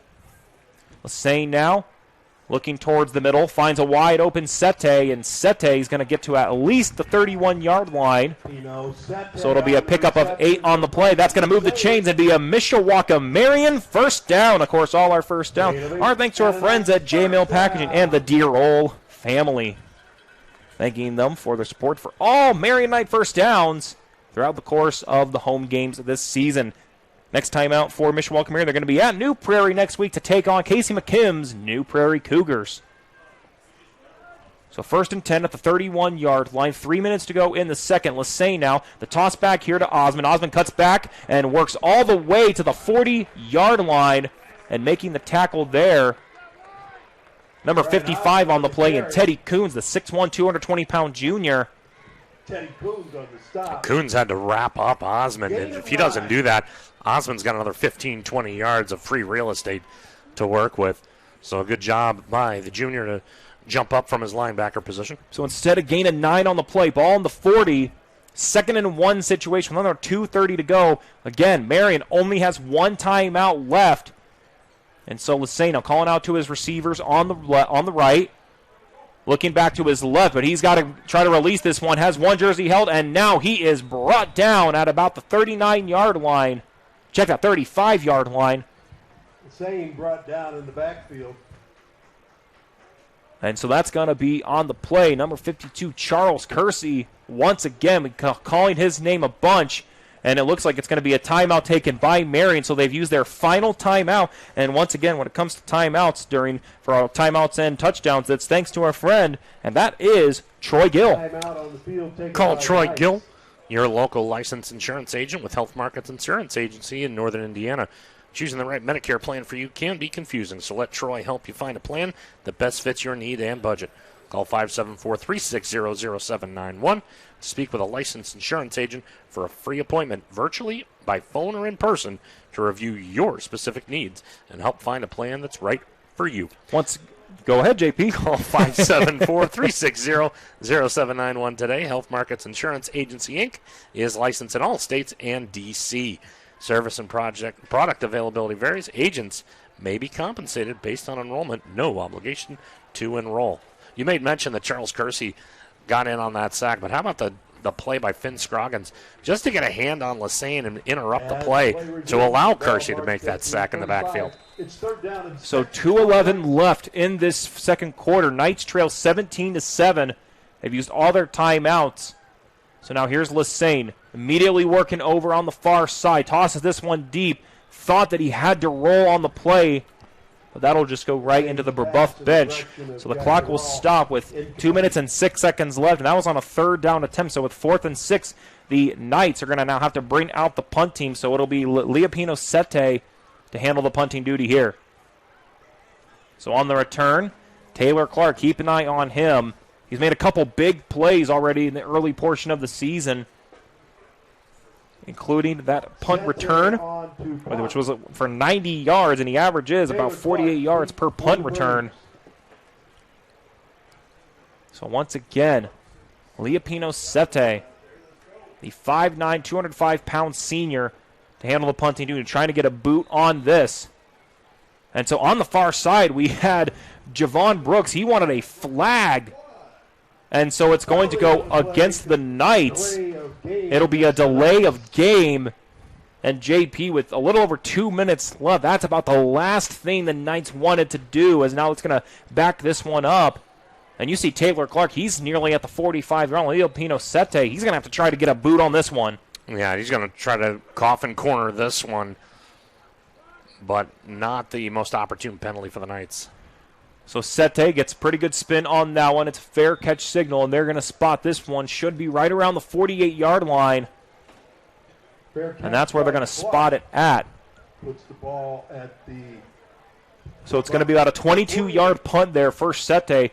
2 minutes and 1 second left on the clock. And this is the other thing to keep in mind. Brebeuf's got all 3 of their timeouts. So if you're Coach Geske, you're thinking 6 right now. Yeah, especially the fact that Marian gets the ball to start the second half. So you want to drive the ball all the way down, try to get some points before halftime. So we'll flip the card. It'll be Maverick Geske. He's got 2 passing touchdowns at this point in the game. Now back in the pocket looking for his options. The gunner on the far side. And immediately brought down and out of bounds, as making the catch there was number 16, Jay Murovich. Geske's pass incomplete. So Murovich after the reception there. Check that, Leroy Lewis. Leroy Lewis. And, JP, they're actually going to say that he did not come down with it, so it's going to be an incomplete pass. Now, that's a tough one because Murovich had that ball right in his hands as Geske now 11 for 16, 197 yards and a couple scores. The handoff now to Harris, looking up front, gets by one on the play. And so the chains are going to move. So Harris, check that. They're not going to move the chains. They're going to say it's a third down opportunity as they're going to spot Harris at the 44-yard line. So give it a gain of 4, 3rd and 6 for the Braves. Geske, 3 receivers on the right. Hand off to Harris, and immediately bundled up, led by who else but Nicholas Klein. Harris on the carry. The 6'1", 204-pound senior has been instrumental up front. So the clock keeps ticking with a little more than 1:30 to go in this second quarter. So it'll be a 4th and 8 situation. It was a loss of 2, and the offense is going to stay out on the field. So let's see how the Marian defense responds. Geske now in the pocket, looks near side, and he is going to be brought down on the play. But there is going to be a flag on the field. Geske is sacked, but we have a flag on the play. And they're going to say that it is a face mask. JP, what would have been an extraordinary defensive stop for the Knights instead is going to be a face mask against Marian. And the play was over, and then the flag came out. That's a tough one for Marian. You get the ball back on the right side of the 50, but a 15-yard walk-off. And now Brebeuf with a fresh set of downs with 78 seconds left in the half. 1st and 8 on the play. And they're going to spot this ball at the 31-yard line. So 1st and 10. So now here is Geske. Geske drops back. Pressure's being applied. Looks to the left and thought that he had Clark open. Clark needed about a second or two more. But instead it'll be an incomplete pass. So 1:14 here in this quarter as Brebeuf leads 17-7. Keep in mind, as JP mentioned, Marian will return the kickoff. So if they can keep this one at 10, Marian will give themselves a shot to stay within striking distance. And right now you're looking at a 48-yard field goal.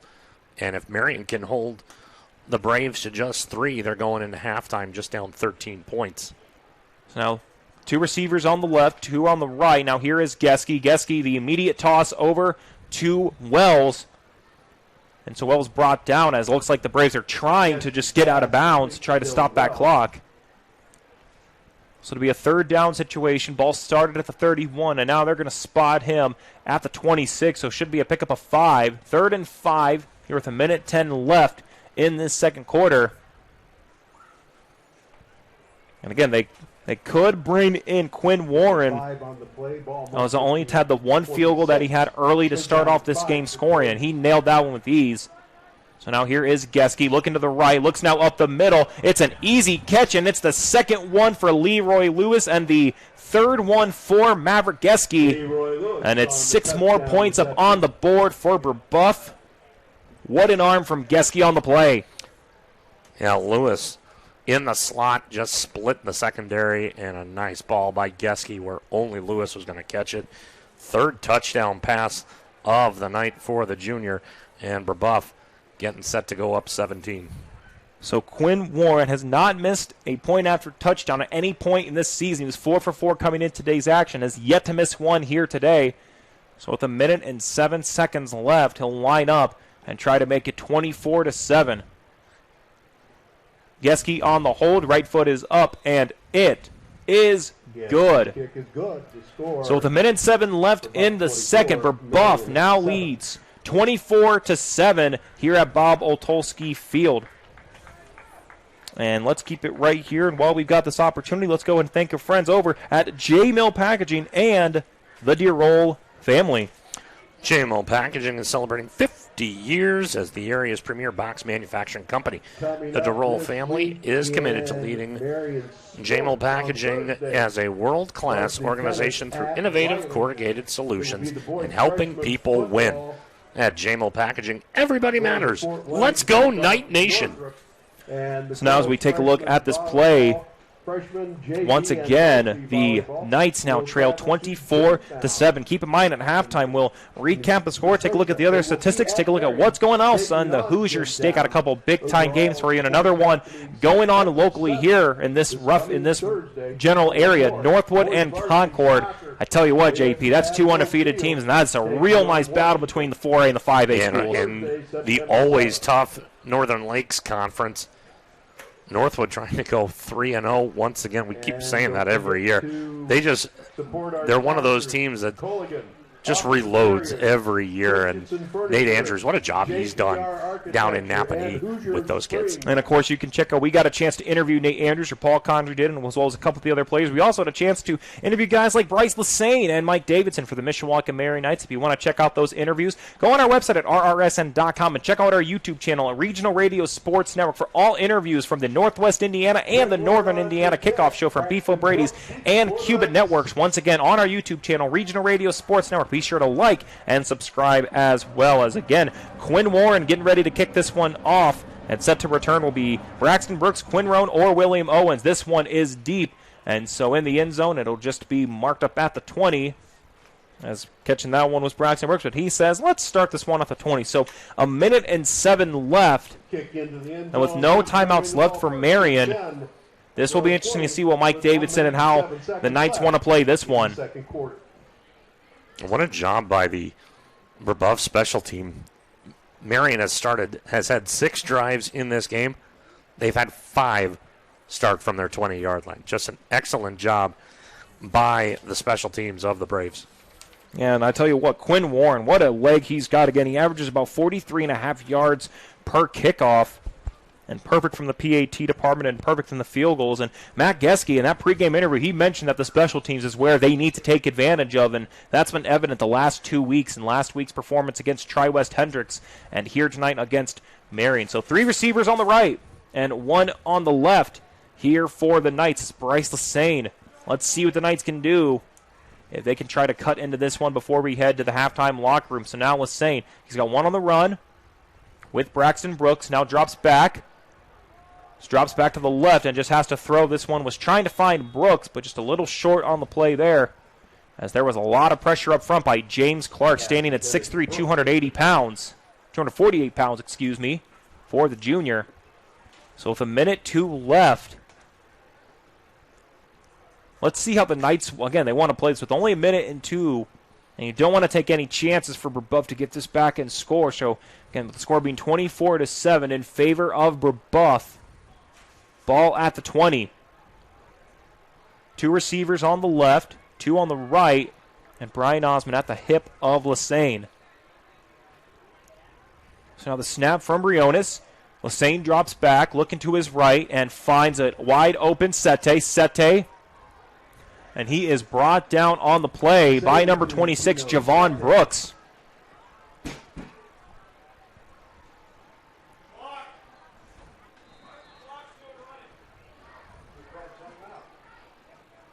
So the clock now stopped. So the clock was currently at 46.5, and they're actually going to add a couple seconds. And so there is going to be a timeout taken. It will be taken by Matt Geske. And so with 52 seconds left and the Braves up 24-7. And so an opportunity to increase that lead. And, JP, that gives us another chance to thank a couple other of our fine friends. And in this case, let's go ahead and let's go with Hoosier Springs Company. Since its founding in 1954, Hoosier Spring Company has developed into one of the world's leading manufacturers of custom springs for the aerospace, military, and commercial sectors. 3 generations of the Suff, Lentic, and Nitz families have demonstrated their commitment to Catholic education by providing tuition assistance to numerous students attending area Catholic schools by providing financial assistance to numerous other Catholic school initiatives. Go Knights! So the Knights back on the field. Clock stopped at 52 seconds. 3rd and 3. The Knights can get a first down conversion in the next 2 downs. That's going to be a big opportunity. Just keep that clock moving and not let Brebeuf get any more opportunities to score. 3 receivers on the left, 1 on the right for Lassane. And he's got Osmond just to the left of him. Now the senior quarterback. Ready for the snap from Briones. Drops back, the immediate toss on the far side to DeRoll. And DeRoll's going to get the first down to the Knights immediately as that one was in. So they're going to keep the clock rolling. And the clock's with 47 seconds left. Ball now in play. Once again, 3 receivers left. One right, Lassane, the quick toss again. Looking deep, looking far, and he has got no one there. Trying to find DeRoll, but just a little too much air underneath that one. So it'll be 2nd and 10 on the play with 35.7 seconds left in the second quarter. Not a bad pass by Lassane. Threw it just out of the reach of DeRoll, but a nice job just to try to go for the end zone, try to spread that Brebeuf secondary out, try to hit the big play. Brebeuf has got 2 in the backfield. So now here's Lassane, drops back, trying to find someone deep, looks right up the middle, and caught by Leopino Sete, still on his feet, almost was able to break another tackle there. And that was a big tackle for the Braves, as on the play there was number 13, and that one was brought down by Taylor Clark, and so that'll be a pickup of 21 yards. The Knights got to hustle up, though. So now here is Lassane trying to find someone deep, going to try to tuck this one, and so he'll step out of bounds. And this will be right around, let's see, about the 40-yard line. Clock stops at 15 with 15 seconds left. 15 seconds left in the half. So it'll be 2nd down and 8 on the play. Check that 9 as they're going to. So again, 15 seconds left. Not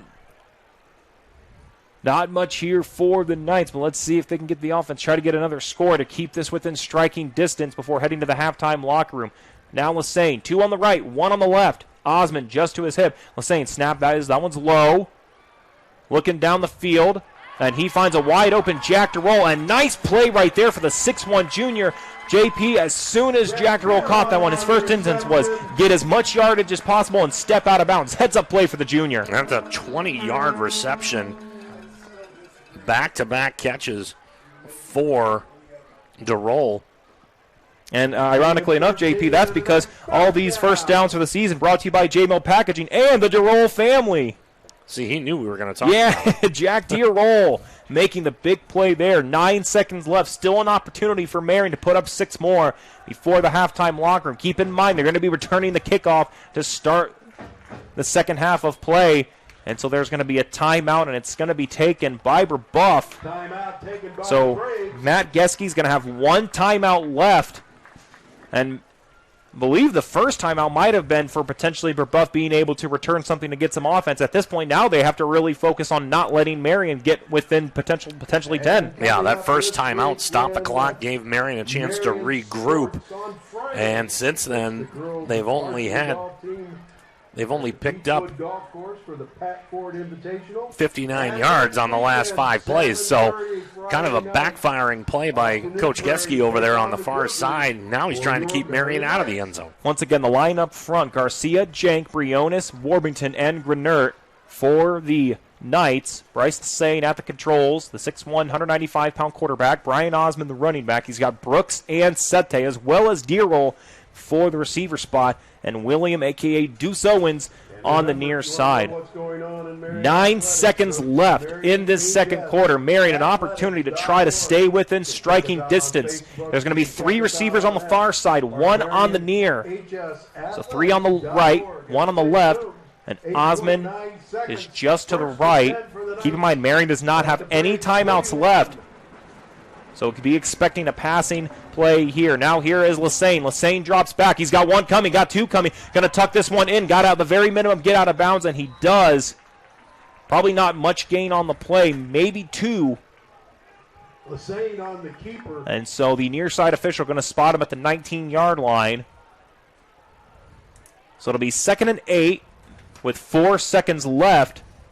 And it looks like Mike Davidson, he is going to want the special teams to come out. This is a huge opportunity for the special teams to make a play, as it's going to be Lucas Primos, the junior. And so this will be a 36-yard attempt for the field goal. He's not attempted one yet at this point. This one is up. Does it have enough? Yes, it does. Is it through the uprights? Yes, it is. The clock is going to hit 0. So Lucas Primrose hits his first field goal, and it's going to come from 36 yards out. And that is how our first half is going to pan out here. Nice job from the junior of putting 3 more up on the board. Yeah, great play by Sete to get out of bounds, realizing that he had enough time to allow his kicker to put 3 on the board. Smart heads-up play by the senior.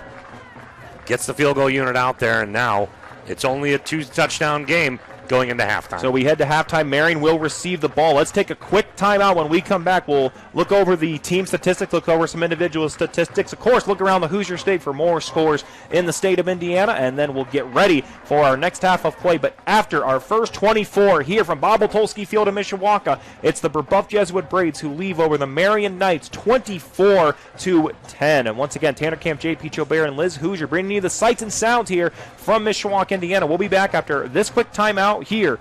2 minutes on the Regional Radio Sports Network. Did you know there's a place right here in Michiana that provides comfort and care for families of sick or injured children? Ronald McDonald House Charities of Michiana gives families everything they need, whether it's a hot shower, a comfortable bed, or a home-cooked meal. This allows parents to truly prioritize the health and well-being of their child. Because of people in this community just like you, RMHC Michiana provides their services at 0 cost to the families. Find out how you can volunteer or donate to rmhcmichiana.org. There's always a moment of truth where it's either put up or shut up. We were yelling our hearts out. Even in our weakness, even in our pain, we continue to push. I don't know where the pain went to, but all I know is that I had what it took. I am a United States Marine.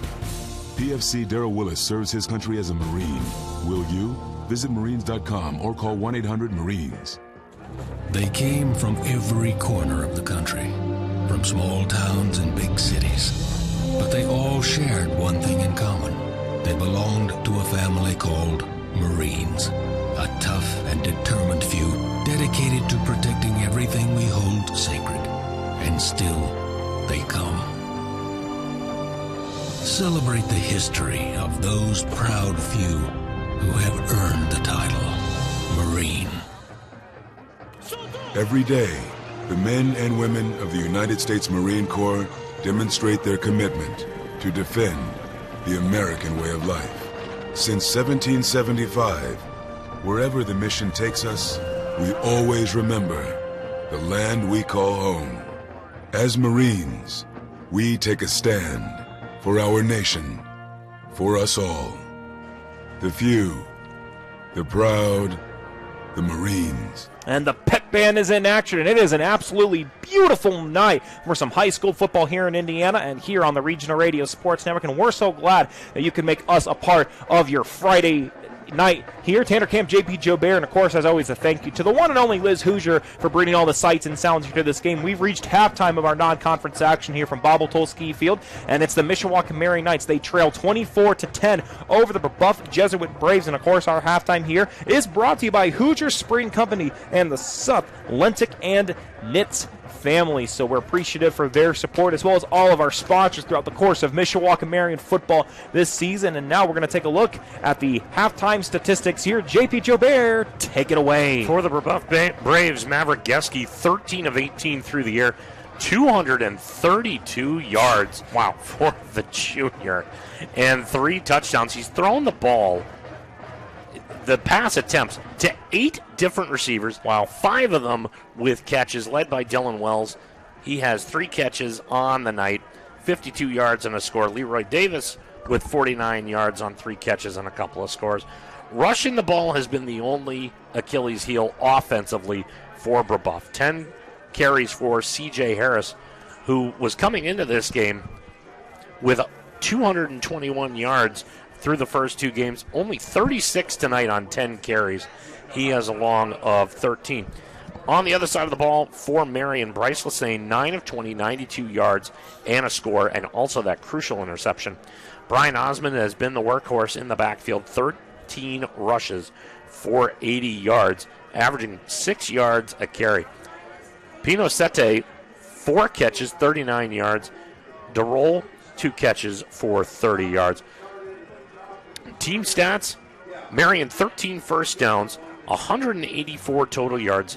As we made mention, Lassane 9 of 20 through the air for 92 yards. As a team, the Knights have rushed 20 times for 92 yards. Brebeuf, 12 first downs. Geske, 13 of 18, 3 touchdowns. He's thrown for 232 yards. If you're not talking to Coach Lovell about Geske after the game, win or lose, I want to be a fly on the wall for that conversation. 14 carries as a team for Brebeuf, 8 yards. Now, the big number, if you're Coach Geske for Brebeuf, 5 penalties for 55 yards. And let's remember, 2 of those penalties took away scores. So Marian is fortunate to only be down 2 touchdowns at this point because it could have been a lot worse. Marian, 3 penalties for 23 yards. Marian's had the ball for 13 and a half minutes. The Brebeuf Jesuit Braves have had it for 10 and a half. Brebeuf's offense, Geske has just had his way back there. When there has been pressure from the front 4 of the Knights, that's when Geske gets flushed and has made some semi-poor decisions. But other than that, he has had his way tonight with the Marian defense. That 2.5-hour trip from Indianapolis has had minimal, if any, effect on the junior. And speaking of Indianapolis, of course, we're one of 5 broadcasts here tonight from the Regional Radio Sports Network. A lot of games there for tonight, both on radio and video. Of course, we're glad you're able to tune in for us for Brebeuf here against Mishawaka, Marian, other games that we've got going on, and we'll get scoreboard update here in just a moment. But once again, on our website, we've also got Penn at Indianapolis Cathedral. We've got Lowell at New Prairie. We've got Valparaiso at LaPorte, and we have got Kankakee Valley at Andrean. So 5 high school football games, and we also do college men's soccer, high school boys and girls soccer. We do college girls women's soccer. So a multitude of different sports that you can check out on our website at rrsn.com. Before one more thing before scoreboard update, and that is tomorrow, JP and myself, we're going to be traveling down to Westfield High School, making the trip on US 31, and as the great NAI men's soccer matchup. We had one last week between Bethel and Oklahoma Wesleyan, and we're going to get the same thing again as the Bethel Pirates, the number 1 team in the NAIA. They're in a neutral site game against the University of Northwestern Ohio, currently ranked the 25th team in the NAIA, and a team that they did not compete, but saw in the first and second rounds of the NAIA tournament. And you can check that out on our website, 1:45 p.m. Eastern Time pregame coverage on our website at rrsn.com. All right, JP, this is always the fun part. We got scores from all across the Hoosier State. Fred Maxey always does a great job with that. So what's going on in the Hoosier State right now? And when you say all over the Hoosier State, you mean it. We're going from north to south. We've got a ton of scores coming in. One of the big ones in Indianapolis, at Indianapolis Arlington Field, it is the Cathedral Fighting Irish leading the Penn Kingsmen 21-0. Another game in Indianapolis, and how about this score? Ben Davis. They looking ahead to IMG. It's 31-0 over Pike in the second quarter. Whiteland leads Decatur Central 17-7. In Evansville, it's Evansville Memorial 14, Evansville Central 0. How about this game in Indianapolis? It's the Chittard Trojans 14 against the Roncalli Rebels, 7 in the second quarter.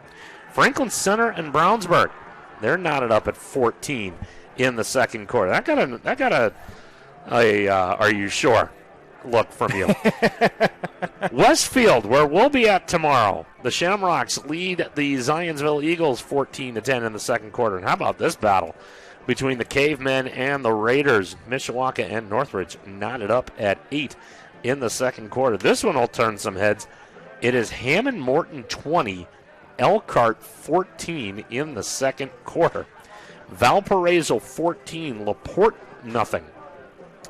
New Prairie and Lowell. This was an 8-0 game in favor of New Prairie. One play later, on a 90-yard kickoff return for a touchdown, it's 8-6. 2 plays later, it's 14-6. And 4 more plays after that, it's 28-6 New Prairie over Lowell. Now, I saw Lowell, they had a hard time with the Crown Point offense in that game. New Prairie can run the ball. They can also throw the ball a little bit. Coach McKim, we said it in the beginning. That team can do it all. And New Prairie having their way with Lowell. And this score just coming in from the Andrean KV game. It's the Andrean fighting 59ers 10. And the Kankakee Valley Cougars nothing. 10:56 remaining in the second half. But here at beautiful Old Telsky Field, it is Brebeuf 24 and Marian 10. Once again, our halftime here, thanks to our friends at Hoosier Spring Company and the Seth Lentick and the Knits families. We're going to take a quick 2-minute timeout. When we come back, we'll take a look at what both teams need to do for the Brebeuf Braves, what they need to do to hold on to this lead, to hold off to the Knights, and make the long trip from Indianapolis North. And for the Marian Knights, what they need to do to get things started from the kickoff and to start the second half, and what they need to do to stay in this game. But once again, 24-10 in favor of Brebeuf over Marian here in Mishawaka. And we'll be back after this quick 2-minute timeout right here on the Regional Radio Sports Network. Did you know there's a place right here in Michiana that provides comfort and care for families of sick or injured children? Ronald McDonald House Charities of Michiana gives families everything they need, whether it's a hot shower, a comfortable bed, or a home-cooked meal. This allows parents to truly prioritize the health and well-being of their child. Because of people in this community just like you, RMHC Michiana provides their services at zero cost to the families. Find out how you can volunteer or donate to rmhcmichiana.org. There's always a moment of truth where it's either put up or shut up. We were yelling our hearts out. Even in our weakness, even in our pain, we continued to push. I don't know where the pain went to, but all I know is that I had what it took. I am a United States Marine. PFC Darrell Willis serves his country as a Marine. Will you? Visit Marines.com or call 1-800-MARINES. There's always a moment. Did you know there's a place right here in Michiana that provides comfort and care for families of sick or injured children? Ronald McDonald House Charities of Michiana gives families everything they need, whether it's a hot shower, a comfortable bed, or a home-cooked meal. This allows parents to truly prioritize the health and well-being of their child. Because of people in this community just like you, RMHC Michiana provides their services at zero cost to the families. Find out how you can volunteer or donate to rmhcmichiana.org. There are those who dedicate themselves to a sense of honor, to a life of courage, and a commitment to something greater than themselves. They have always defended this nation and each other. They still do. The few, the proud, the Marines. Back here at halftime, once again, Brebeuf Jesuit leads Mishawaka Marian 24-10 here from Bob-Oltolsky Field. And while we got this opportunity, let's take a look at the upcoming games for both sides. But before we do that, of course, we are not able to get to do what we do without the support of our many great sponsors. And one that we want to thank right now, we want to thank our friends at J Mill Packaging. And, of course, in making a big play near the end was the DeRoll family. Of course, their son Jack making the play. J Mill Packaging celebrating 50 years in business as the area's premier box manufacturing company. The DeRoll family is committed to leading J Mill Packaging as a world-class organization through innovative corrugated solutions and helping people win. At J Mill Packaging, everybody matters, and they say, let's go Knights Nation. So once again, 24-10 is our score here from Bob-Oltolsky Field. And as we take a look at the upcoming games for the Mishawaka Marian Knights, as we mentioned before, next Friday they're going to be traveling to New Kyle to take on the New Prairie Cougars. They'll be back at home next in 2 Fridays from tonight on September 15th as they host the South Bend Adams Eagles, and we will have coverage of that for you here. So check out our website at rrsn.com for all the details there. For the Brebeuf Jesuit Braves, after this game here tonight, they're going to be back at home in Indianapolis. And JP, this could be a really good matchup as next week Brebeuf Jesuit, they're going to be taking on Guerin Catholic. That should be a real nice matchup between those two schools. Of course, Guerin Catholic and in 3A, and Brebeuf Jesuit in 4A. And again, a little less than 4 minutes before we get ready for the start of the third quarter. And JP, I think what it just simply comes down to is the offense has been okay for Marian, but they've got to find a way to still make some of those big plays. And Lassane at times just needs to kind of settle himself in a little bit and know that worst case scenario, if you're under a heavy pressure situation, which he has been in multiple occasions, if worst case scenario happens, just throw it and get it away from Brebeuf's defense. Let's turn yourself up. That's always helpful. Hey, how about that? The offensive line for Marian has to do a better job of protecting Lassane, and he is effective both through the air and on the ground. He's actually been more effective, in my opinion, when he's been able to carry the ball, and it kind of opens up the Marian playbook a little bit if he can keep the ball and go to the outside. We saw late in the second quarter how he was able to make plays with his feet, and that's when you can go over the top to those receivers. You got DeRoll who can catch the ball. You've seen Owens catch the ball. Brooks has been somewhat quiet. He had the 9-yard reception early in the game, and other than that, he's been kept very quiet. Sete has been a big play man on the wide out. So you've got the players that can make these plays. You just got to get Lassane some protection back there in the backfield. Osmond, you know he's going to get his yards. They got to open up some holes for Osmond. And on the flip side, you got to find a way to get some pressure on Geske, because Geske's just been carving him up. He's going to have a 300-yard game before this is all said and done. And, the best way to keep Geske at bay is to keep him off the field. And if you're Lassane, just grind away. You're not going to get all 14 points back in one play. You just got to grind out a drive, hope your defense can make a stop on Brebeuf, and then get back to your offense. But it's going to start early because they're going to get the ball right from the opening kickoff, and it's going to be a good chance for Lassane to get that offense rolling. And again, we appreciate with our halftime show, and while we have this opportunity, let's thank our friends, of course, from the one and only Fran McDonald. Let's go ahead and thank McDonald Physical Therapy. Tonight's game is being sponsored by McDonald's Physical Therapy and Sports Rehabilitation Center. Located at 1005 North Hickory Road in South Bend for 34 years, McDonald Physical Therapy and Sports Rehabilitation Center has been helping Michiana get stronger every day. You can call them at 574-233-5754. You can visit them online at mcdonaldpt.com. We're just about a minute away from the start of the second half, and while we got this opportunity, let's give you the reset. First and foremost, for our weather, we started at just a little below 80 degrees, and right now here in Mishawaka, this is nice and cool weather, 73 and clear. It's obviously going to get a little cooler throughout the night, but as we've mentioned before, absolutely great weather for high school football here in Indiana. And as the two teams re-enter the field, we'll remind you, Marian, they're going to be in the blue uniform tops with the white numbering, white lettering. It's got Marian up top, the number below. They're in the gray pants, and it's got the gray helmets with the blue face mask, and it's got the Marian crescent on the right side of their helmet. On the flip side for the Brebeuf Jesuit Braves, they're in the white uniform tops and the burgundy and maroon numbering and lettering. They got the same color for the pants down below, and they've got the old gold helmets with the burgundy stripe right down the middle of the helmet, as well as on the face mask. Once again, as we've mentioned before, Marian is going to be receiving the kick, and handling the kickoff duty to start this one will be Quinn Warren. And I tell you what, JP, if we're talking about an underrated player, underrated factor, when you talk about why special teams is important, when you've got a kicker like Quinn Warren, he has been doing a nice job from his special teams assignment here tonight. Yeah, he's blasted the ball into the end zone multiple times. Mishawaka Marian has had 6 drives in this ball game. 5 of them have started via a touchback.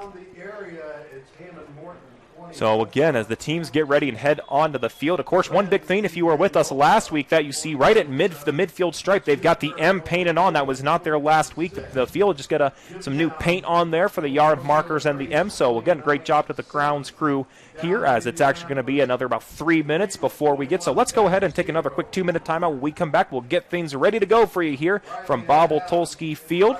And we'll see if we can get a couple score updates at some point here. But once again, Marian trails 24-10 against the Brebeuf Jesuit Braves. Tanner Camp, JP Chobert, and Liz Hoosier back after this quick 2-minute timeout here on the Regional Radio Sports Network. There's always a moment of truth where it's either put up or shut up. we were yelling our hearts out. Even in our weakness, even in our pain, we continued to push. I don't know where the pain went to, but all I know is that I had what it took. I am a United States Marine. PFC Darrell Willis serves his country as a Marine. Will you? Visit Marines.com or call 1-800-MARINES. They came from every corner of the country, from small towns and big cities. But they all shared one thing in common. They belonged to a family called Marines, a tough and determined few dedicated to protecting everything we hold sacred. And still, they come. Celebrate the history of those proud few who have earned the title Marine. Every day, the men and women of the United States Marine Corps demonstrate their commitment to defend the American way of life. Since 1775, wherever the mission takes us, we always remember the land we call home. As Marines, we take a stand for our nation, for us all. The few, the proud, the Marines. We're just about a minute away, but we want to thank one of our fine friends, and this one we have to thank because they hosted Legends of the Game last night. Let's thank our friends at Beef O'Brady's. Beef O'Brady's in Granger now features Boneless Wing Wednesdays. When you purchase either 6 or 10 boneless wings, I take the 10, you get another 6 or 10 boneless wings free. Traditional wings are just 99 cents and comes in orders of 6, 10, 15, or the JP Special, 20 wings. Located at State Road 23 in Bittersweet, Beef's is open for lunch at 11 a.m. 7 days a week.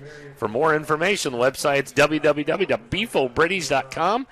Give them a call at 574-271-1415. Beef O'Brady's, good food, good sports. And as Tanner Maid mentioned, yep, absolutely, it's home to the Coach's Box every Thursday night on RSN.com and 91.1 FM, WGCS The Globe.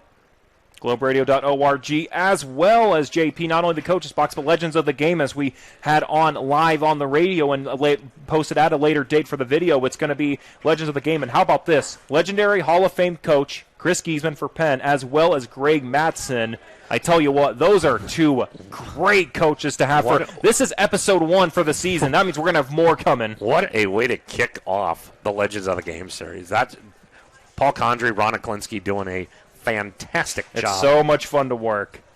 And the food's not too bad either. Oh, the food's wonderful. As we now focus back on the game and not the food. That's for another time. But once again, handling the kicking duties will be Quinn Warren, and for the return duties for Marian, Braxton Brooks, Quinn Roan, and William Owens. Once again, Brebeuf going from left to right to start the quarter, and Marian going from right to left. It's the Braves, it's the Knights, and it's the second half here of Indiana High School football on the Regional Radio Sports Network. And that one will be caught in the end zone by number 10, William Owens, a.k.a. Deuce Owens. And so Marian will set up shop at the 20 to get this second half underway. So now the senior quarterback, Bryce Lassane, and the Knights looking to get something started here. One score, and it will make it a one-possession game.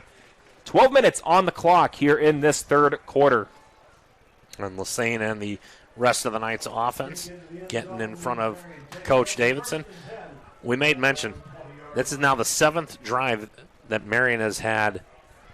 They've had it 6 times at their own 20 via touchback.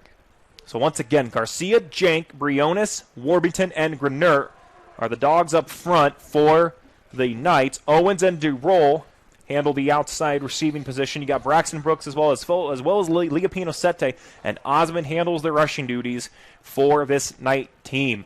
So now here is Lassane. Hands it off here to Osmond, and is immediately brought down over on that far side. As making the tackle on the play. Give credit on that one there to Charles Kersey. We've called his name a whole bunch of times, and up front with him for the defense for the Braves, it's Kersey, Davenport, Clark, and Passarelli in the middle for the defense. It's Scroggins, Myers, Brooks, Coons, and Bowling, and then it's Lewis, Wells, and Savumi who handle the backfield duties. So 3 receivers on the left for Lassane, looking for options, and nice find there now to Sete. Sete now trying to get some more, and he's going to be shoved out of bounds by Scroggins. Nice connection there from senior to senior. And that is going to be a Marian Knight first down. Of course, all our first downs brought to you by J-Mill Packaging and the Dear Old family. And 19 yards on the pitch and catch. Lassane to Sete. Good start for the Knights. So they're now at the 39-yard line, 1st and 10. Under a minute played here in this third quarter. Knights trail by 14, 24-10 against the Brebeuf Jesuit Braves. 3 receivers on the right. The handoff now to Osmond up the middle. Tries to punch his way through, but the Braves stop him right at the 38-yard, check that, 42-yard line.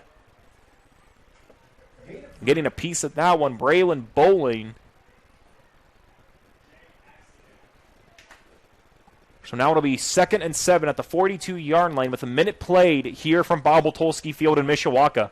You made mention of Savume for Brebeuf. We saw him go down early in that first quarter. Nice to see that he's back in game action. Weren't sure if he was going to be able to play, but he's on the field for Brebeuf here in the start of the third quarter. Lassane hands it off to Osmond from his left, runs right up the middle, has an opening, and he's still on his feet. Nice job from the junior, and is finally brought down.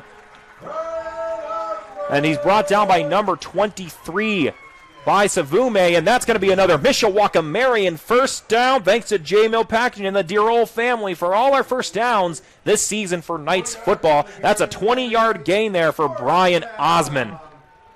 Osmond made the first guy miss and then was able to pick up some extra yards, and Brebeuf having a hard time taking down the junior.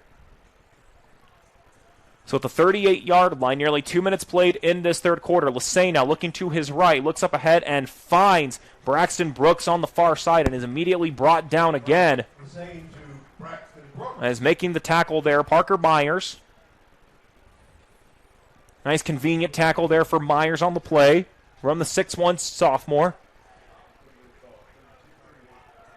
And so they're going to spot him, or they're going to spot Brooks at the 31-yard line. So 2nd and 3 with 3 receivers on the left for Lassane, 1 on the right, and Osmond will be just to the right of Lassane. Let's see if we get a handoff here.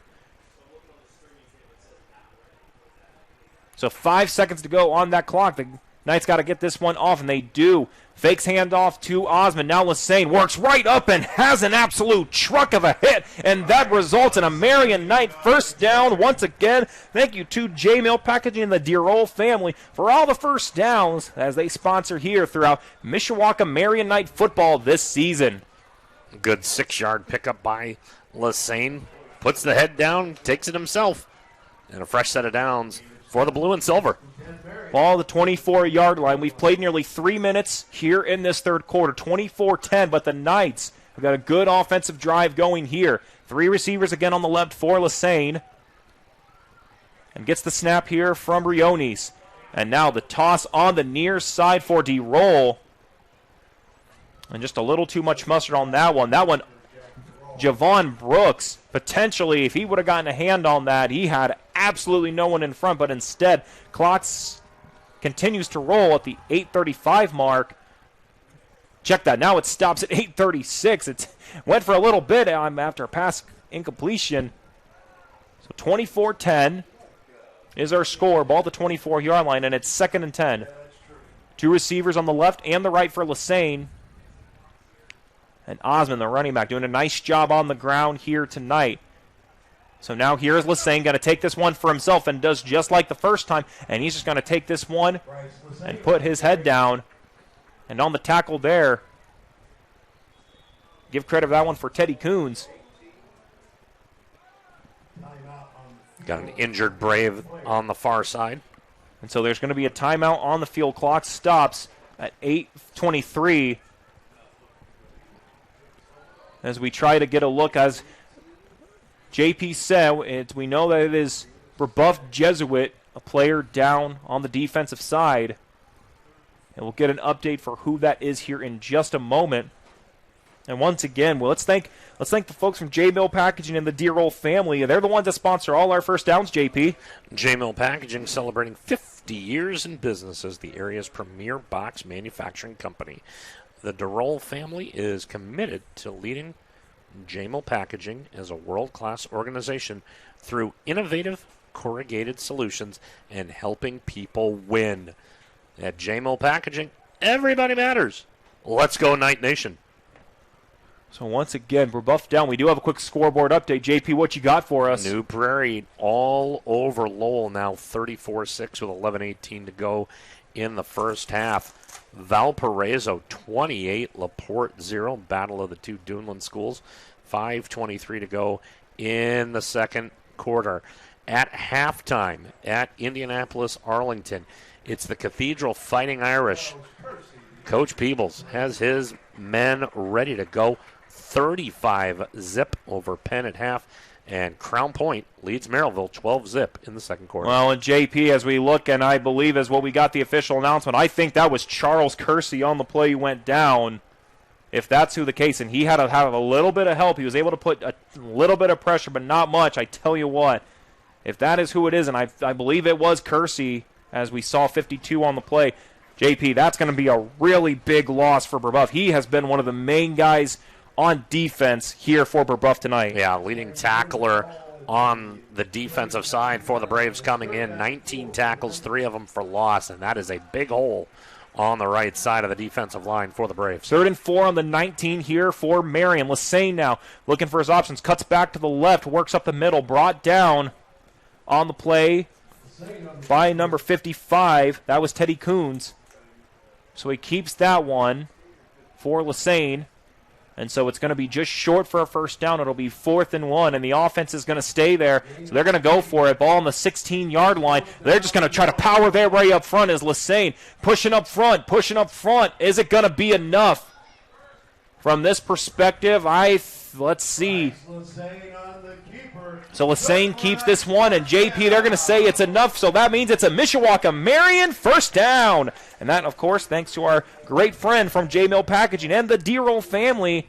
And we wish best of luck to Jack, as he's made a couple nice plays here today.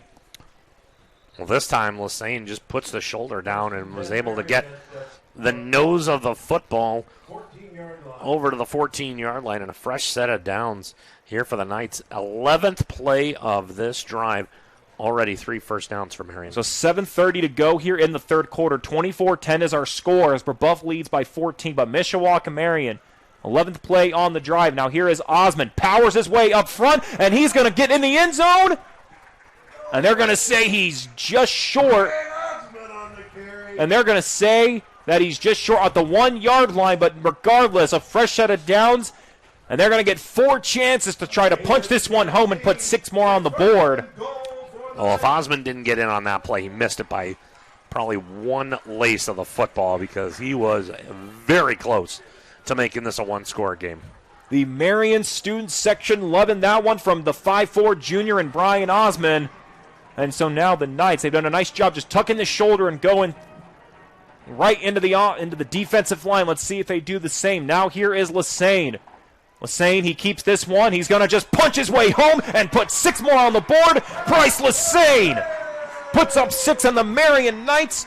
Now just trailed by 8. Could be 7 pending the PAT. JP, that play there that Lassane made was kind of a big storyteller, as it was just about putting your head down, taking the contact, and getting your yards. Yeah, and he got a nice job on the left-hand side of that line by Giovanni Garcia and Carson Jank to open that hole up. And Lassane is able to waltz in, and now they're just a kick away from being down just 1 score. Lucas Primrose looking to make it 24-17. It's up with the right foot. It's going, and it is good. So it's 7:01 left to go here in the third quarter. The Marian Knights, 1 possession down. They're down 24-17, but they've got the momentum after a beautiful drive that lasted 5 minutes here in this third quarter. We'll get the scoring recap here in just a moment. And once again, that touchdown, thanks to our friend Troy Gill for sponsoring all of the touchdowns for this season. And as we want to remind you, for Troy Gill, as he sponsors all the touchdowns for this season for the Knights. That touchdown brought to you by Troy Gill with Health Markets Insurance Agency. Call Troy with all your life, health, and Medicare needs at 574-360-0791. That's 574-360-0791. That scoring drive for the Knights 12 plays, 80 yards, 4:59 off the clock. A 1-yard run by Bryce Lassane. A couple of key plays in that drive, a 20-yard run by Brian Osman as well as a 19-yard hookup early in the drive from Lassane to Sete. And Marian now just a score away. Lucas Primrose for the kickoff. Your reminder, he averages 38 yards per kickoff. And again, Marian going from right to left on the kickoff and back to return. This is where you got to be careful. The special teams is a big part of this Brebeuf team. C.J. Harris, Dylan Wells, and Javon Brooks. So as Primrose gets ready to line this one up, the Knights, if they can lock down on defense, they're going to give themselves a chance offensively as they're going to keep this one on the ground. Bobbled around just for a moment, but that one is picked up on the play. And that was number 23, Job Sevame, who grounded that one right at the 40-yard line. Check that, at the 33-yard line. So that's where the offense is going to start. And there's Maverick Geschke, the junior. He's been impressive tonight from the passing perspective. So once again, it's Cummings, Curtis, Holtzappel replacing McClamroke after hearing that McClamroke is not going to be playing today. P.J. Schaefer and James Clark, the dogs up front, there for the Braves. So now here is Geschke. He's got Harris to his right, and the quick throw here on the near side to Taylor Clark, and is immediately brought down by Marian. And making the tackle there was number 19, Chase Bays, the 5'11 senior. Just a quick 6-yard out route for Clark. So it'll be 2nd and 4 at the 39-yard line with 6:36 to go here in this quarter. So now the quick toss on the near side to Harris, and he's just going to step out of bounds before having a couple Knights with Patrick Dare there trying to make the play. So the clock will stop at 6:30 exactly, and so it'll be about a 2-yard pickup. So it'll be 3rd and 2nd on the 41-yard line. What a big play this would be if Marian can send the Braves 3 and out. It's Lasagna, Lee, Klein, and Johnson up front for the Knights.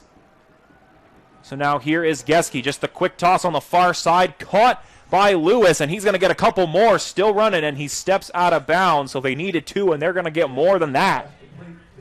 So it'll be a first down for the Braves, excuse me. So 1st and 10. And so they're going to spot this one at the 41-yard line. So an 18-yard pickup there. And Taylor Clark, only 4 receptions, but 127 yards. But you can tell he's going to end up being one of the top targets for Geschke this season. So now Geschke drops back at 3 receivers on the right. The quick toss and a catch by Harris. And Harris brought down immediately by number 30 in Joseph Boone. Yeah, that's going to be close to another first down. We'll see where the officials spot. It looks like they're going to give him the first down at the 30. And check that. Harrison Gibbons actually was 20. I got my 2 and 3 mixed up, so it was Gibbons on the play. So it'll be 1st and 10 at the 31-yard line. So now here is Geschke. Geschke looking on the right. Tried to find Clark, and he bobbled it.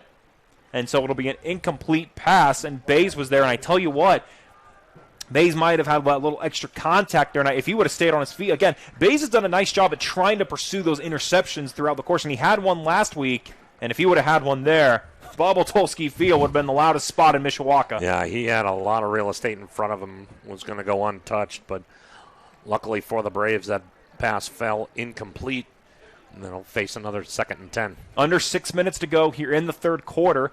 Brebeuf up 24-17 after Lassane's 1-yard touchdown to bring the Knights within 1. Lassane's got 4 receivers. Check that. Geschke has got 4 receivers. He goes to the right, though. And so making the quick catch there was Taylor Clark. And bringing him down was Chase Bays.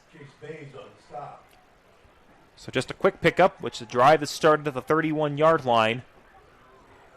And so they'll spot him at the 25, so it'll be a gain of 6 on the play. So 3rd and 4 for the Braves. Now Geske looks to the left, got 3 receivers there, tosses this one quick, got a wide open player, and it's caught and tiptoes his way in the end zone.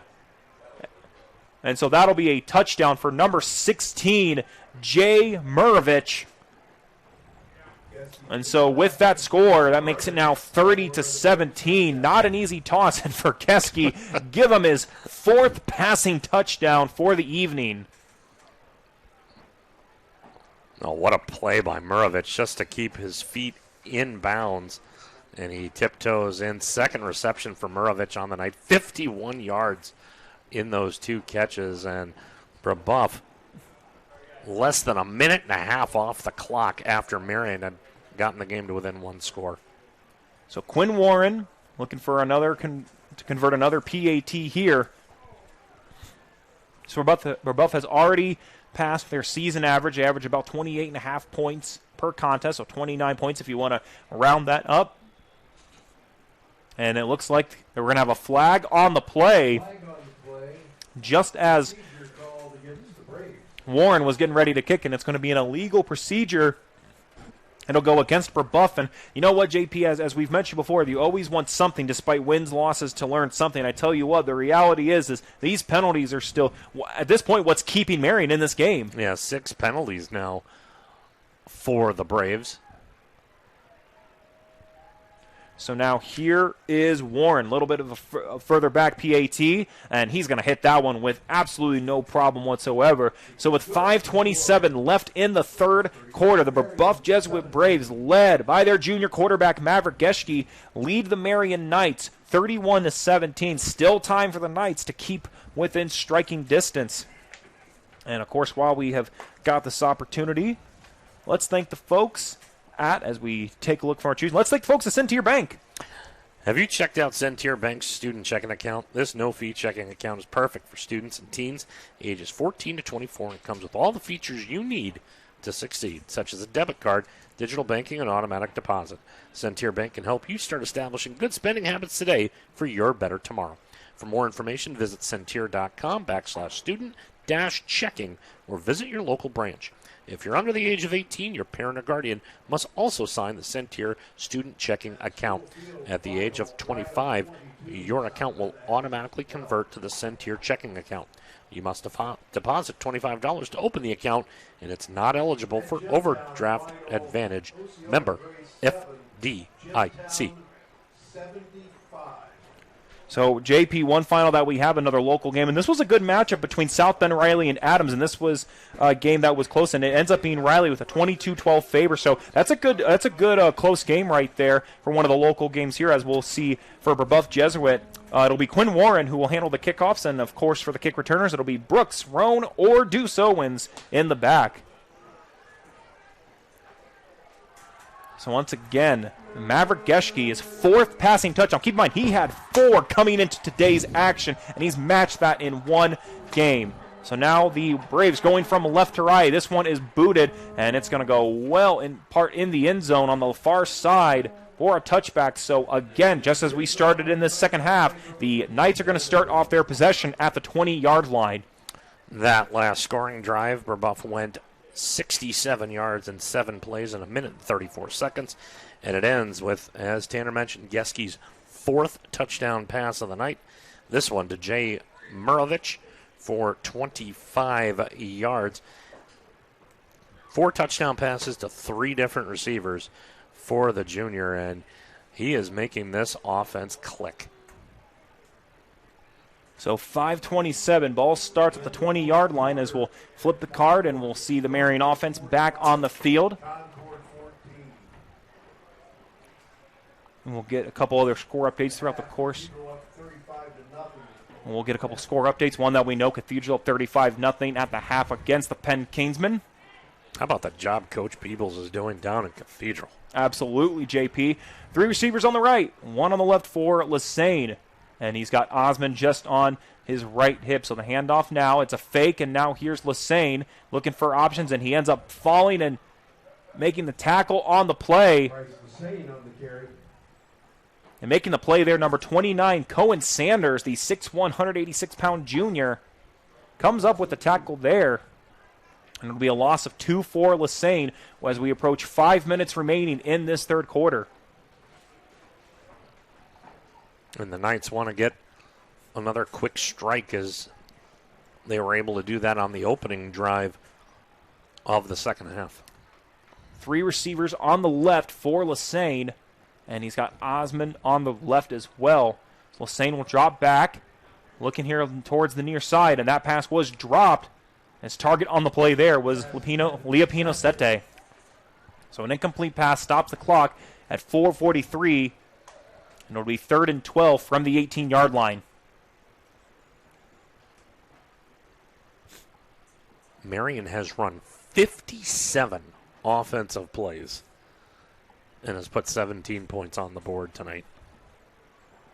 It's their second highest point total. They scored 21 against Culver last week, and they scored 12 in the Week 1 loss to Mishawaka at Steel Stadium. By contrast, Brebeuf has run 39 plays, 31 points. So now here is Lasagne on 3rd and 12 from the 18, trailing 31-17. Got a whistle on the play, and we're going to have a flag on the field, and it's going to be a delay of game violation for Marian.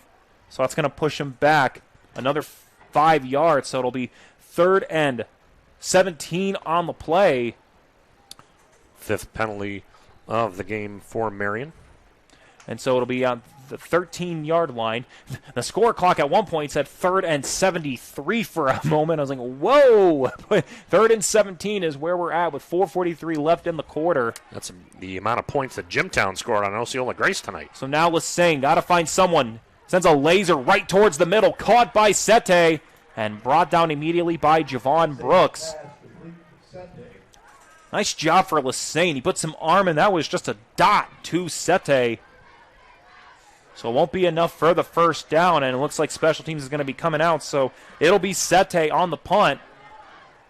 That was a gain of about 13 on the play. It was because it was a 3rd and 17, and now it's 4th and 4 at the 26. So special teams in Leopino Sete, as he will punt, and back to receive it will be 13 in Taylor Clark. Sete with 6 receptions on the night for over 70 yards. So now Sete, pretty good leg on this one as it drops. Going to be right at the 46-yard line, maybe the 45. And so we'll flip the card, and Brebeuf will go right back on the offense. With under 4 minutes to go here in this third quarter, Brebeuf leads 31-17. On the shoulders of Maverick Geschke. 4 passing touchdowns here in this game. I know it's very early, but if we're looking at player of the game nods, JP, I think there are a lot of options for Brebeuf, but Geschke might be a front runner right now. He's done all right. He's done all right. 4 touchdowns. He's getting close to that 300-yard. That is a number that we don't see a whole lot here in Indiana high school football, a 300-yard game. 3 receivers on the right, and the handoff now here to Harris. Avoids 2 tackles, now up the middle off the left side, and he is swarmed out of bounds. And leading the play there was Chase Bays. Check that, Patrick Dare. So once again, for Brebeuf, they're going to say a timeout on the field. So there is a player down right now on the field, and I believe it might be over. He's out. He was 18. So it was 18 on the play. It was Patrick Dare as they stopped the clock for Dare to step off the field. So we certainly hope he's okay. The clock stopped at 3:40. So Cummings, Curtis, Holtzappel, Schaefer, and Clark up front on the offensive line for the Braves. Now here is Geschke. Geske's going to tuck this one, and he is going to run, trying to get the first down, and he is brought down. So nice tackle on the play. And making the play there was number 4, Quinn Roan. And so that'll be a gain of 2 on the play. Check that, yep, 2 on the play. 3rd and 6 from the 49-yard line, right at that M. At the midfield stripe. So now here is Harris. Harris on the carry, and he is brought down from behind. That's going to be close to a first down. and they're going to give it to him, so they're going to move the chains. So C.J. Harris, the 5'8 junior, gets the first down for the Braves.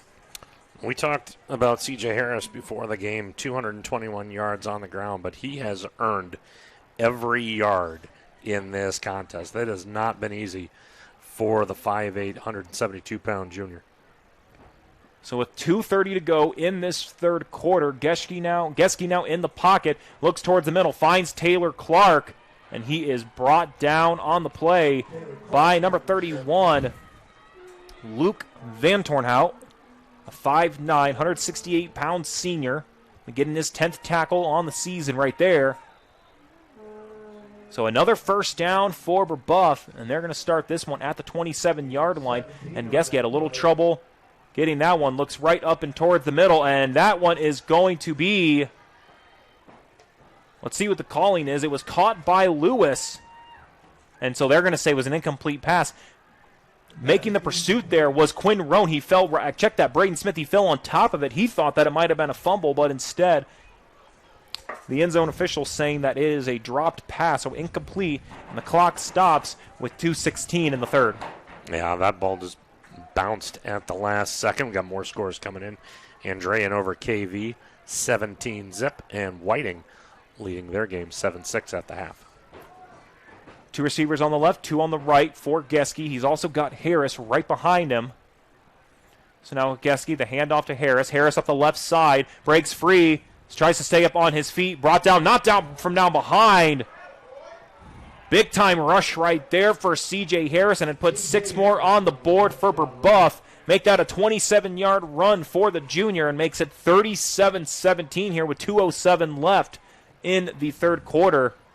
And Harris, just nice job of staying up on his legs. Multiple nights tried to bring him down, but in this case, it's nothing but the morning and open space for Harris. Yeah, Harris got hit immediately at the line, kept those legs churning, and ends up into the end zone.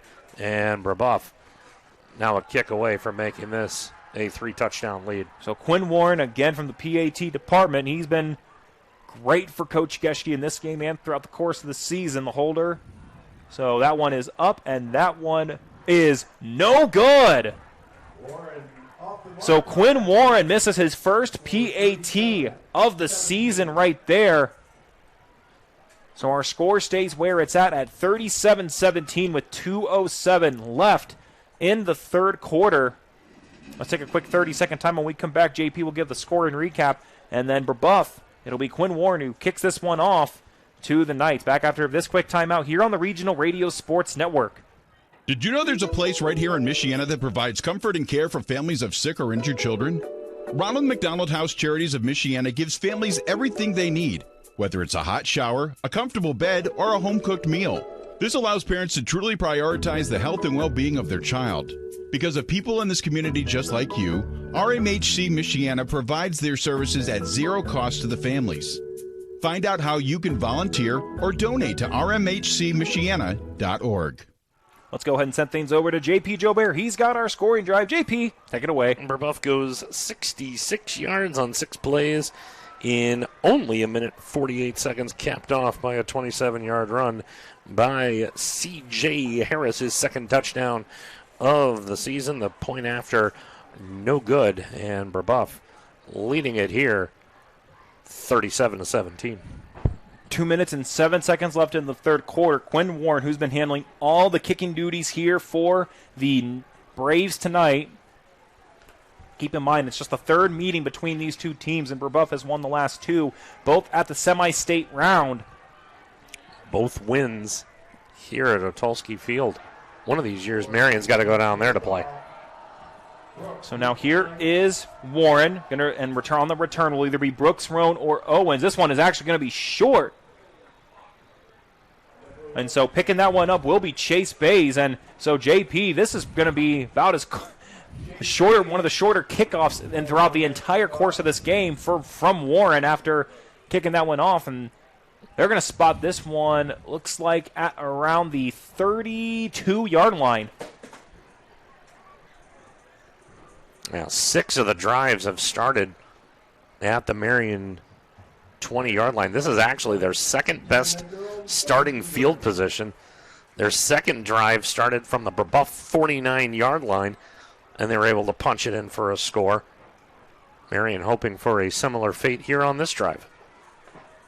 So let's flip the card here and head as Bryce Lassane leads the offense here. Once again, Garcia, Jank, Briones, Warbington, and Grenert, the dogs up front there for the Knights. 3 receivers on the right for Lassane. He's got Osmond as the running back option, and that's who he'll go to. And he's going to punch his way up after being brought down by Parker Myers. And so they'll spot him at the 38-yard line to make it a gain of 6 for Osmond with under 2 to play here in this third quarter. Osmond in the second half so far, 5 carries, 39 yards. Again, the right side for Lassane, strong with the receivers. There's no one on the left side, so the handoff to Osmond. He's going to try to work his way up, and he's going to get a couple, and so that'll easily be enough for the first down, as bringing him down on the play was number 58, James Clark. And check that, that's going to be Teddy Coons. But for the Knights, that's going to be a Marian first down. And, of course, all the first downs for the games are brought to you by J-Mail Packaging and the Deer Roll family. Just a little bit more than a minute to go here in this quarter. Marian trails 37-17 over the Brebeuf Jesuit Braves.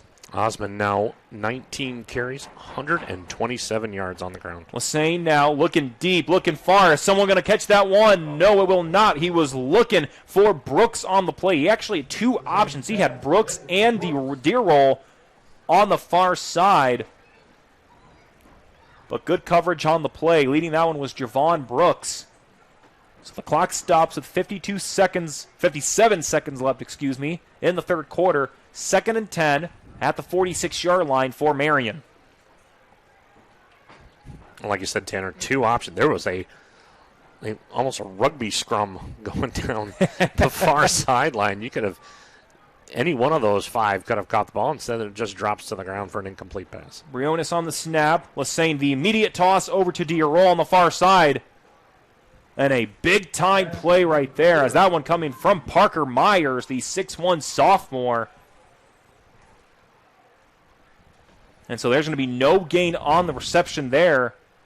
And the clock stops at 54 seconds. So they're actually going to say that it was an incomplete pass, thus the clock stopping and not ticking. So 3rd and 10 at the 46-yard line.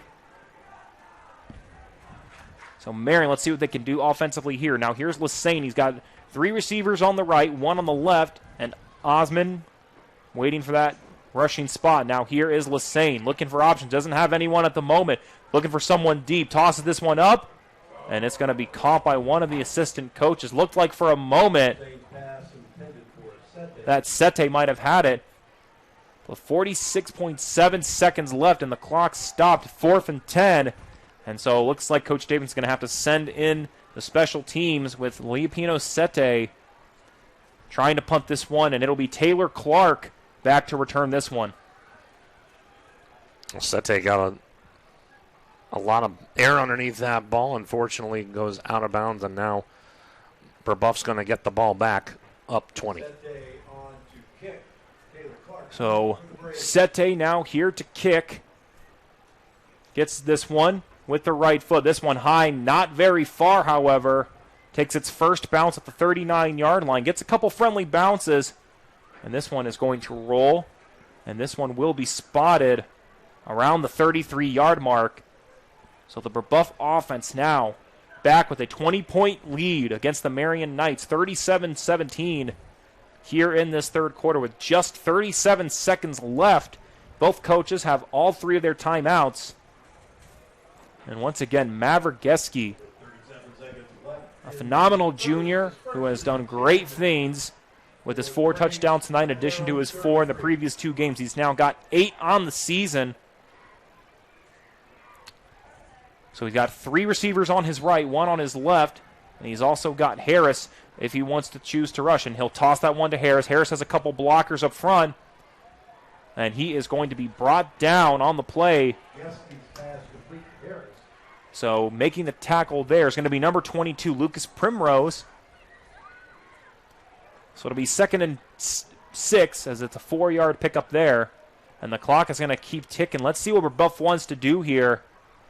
And they're going to try to get maybe one more play off. With 6 seconds to go in the game clock, they're going to get one more play off offensively. A quick look as Geske tosses one to the far side. Almost intercepted by Sete. And so it's going to be an incomplete pass, nearly intercepted, and the clock is going to read 0. So we have completed 3 quarters of high school football here from Bob-Tolsky Field, and it is the Brebeuf Jesuit Braves who lead 37-17 here in Mishawaka. Tanner Camp, JP Jobert, and Liz Hoosier bringing you all the sights from up above here from the press box. We'll be back after this quick timeout right here on the Regional Radio Sports Network. This is Indiana High School Football. There's always a moment of truth where it's either put up or shut up. We were yelling our hearts out. Even in our weakness, even in our pain, we continued to push. I don't know where the pain went to, but all I know is that I had what it took. I am a United States Marine. PFC Darrell Willis serves his country as a Marine. Will you? Visit Marines.com or call 1-800-MARINES.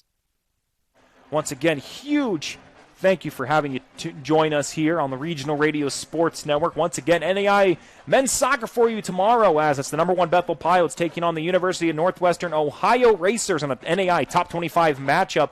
And that game is going to be a neutral site down at Westfield High School in Indianapolis. And so now we're going to flip sides of the field as Brebeuf goes from right to left and Marian go from left to right for the remainder of this 4th quarter. As we'll go ahead and get our scoreboard up there for you. There we go. Now Geske in the pocket, looks up ahead and finds a wide open Leroy Lewis, and he is brought down in the backfield as it was Braden Smith making the tackle. And Lucas Primrose for some assistance, so it's going to be a big pickup again. It started at the 37 and now at the 35. The quick run here, and they're going to try to get to C.J. Harris working the outside. He's got a couple blockers still on his feet and eventually pushed out right at the 20-yard line.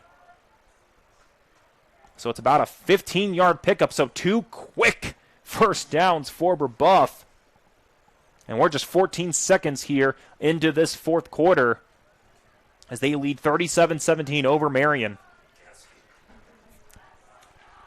Geske now with over 350 yards through the air. Keep in mind he had 356 yards coming into this game, so a chance right now for him to get more yards just in this game than in all of the last 2 weeks combined. And he tosses this one into the end zone, and it's going to be intercepted by the Knights. It's number 16, Leo Pinocete. And so it's going to be the 5th interception thrown by Geske. He was looking on the near side as he thought that he had a receiver open, thought that he had Wells, and instead it'll be an interception. So a big-time defensive play for Sete. So the offense will get right back out onto the field for the Knights. And JP, I think a lot of folks thought that might have been in the end zone, so it would have been at the 20, and instead looks like they're going to spot the Knights at the 1-yard line. That is a rough call if you're Coach Davidson and the Knights. Sete looked like he had his entire body and the ball in the end zone on that interception. Instead, Lassane and company have to go 99 yards. They're going to put a lot of linemen up front. Only one receiver on the far side left and a couple rushers, so they're going to try to protect their senior quarterback as the toss now the throw deep. This could go for some yardage if it's caught, and it almost is. That would have been a big-time catch, but Braxton Brooks. Oh, JP, that's a great play design as Lassane tossed it back to Osmond for the ladder, and then he threw it up ahead, and Brooks just not even probably a half an inch too much in front. That would have been for big-time yardage. Yeah, Brooks had from here to probably the state line open. He could have run for years. No one was going to catch him. And unfortunately for Marian, that pass fell incomplete. So 2nd and 10, 3 receivers on the left. We've only played about 22 seconds here in this fourth quarter. So now here is Lassane. Lassane trying to power his way up front and not going to get, well, let's see. The Brebeuf defense, they're thinking that it's going to be a safety, and it will not be. In fact, I think they're just going to say that it was no gain on the play. So still at the 1-yard line. So we're approaching 1 minute played here in this fourth quarter with Brebeuf Jesuit up 37-17. And the Marian student section trying everything they can to help their team and get behind their back, be a 12th man on the field.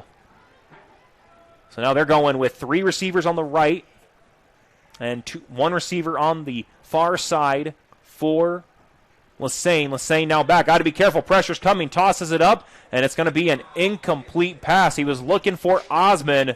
So incomplete pass. Only 1 minute and 7 ticks off the clock.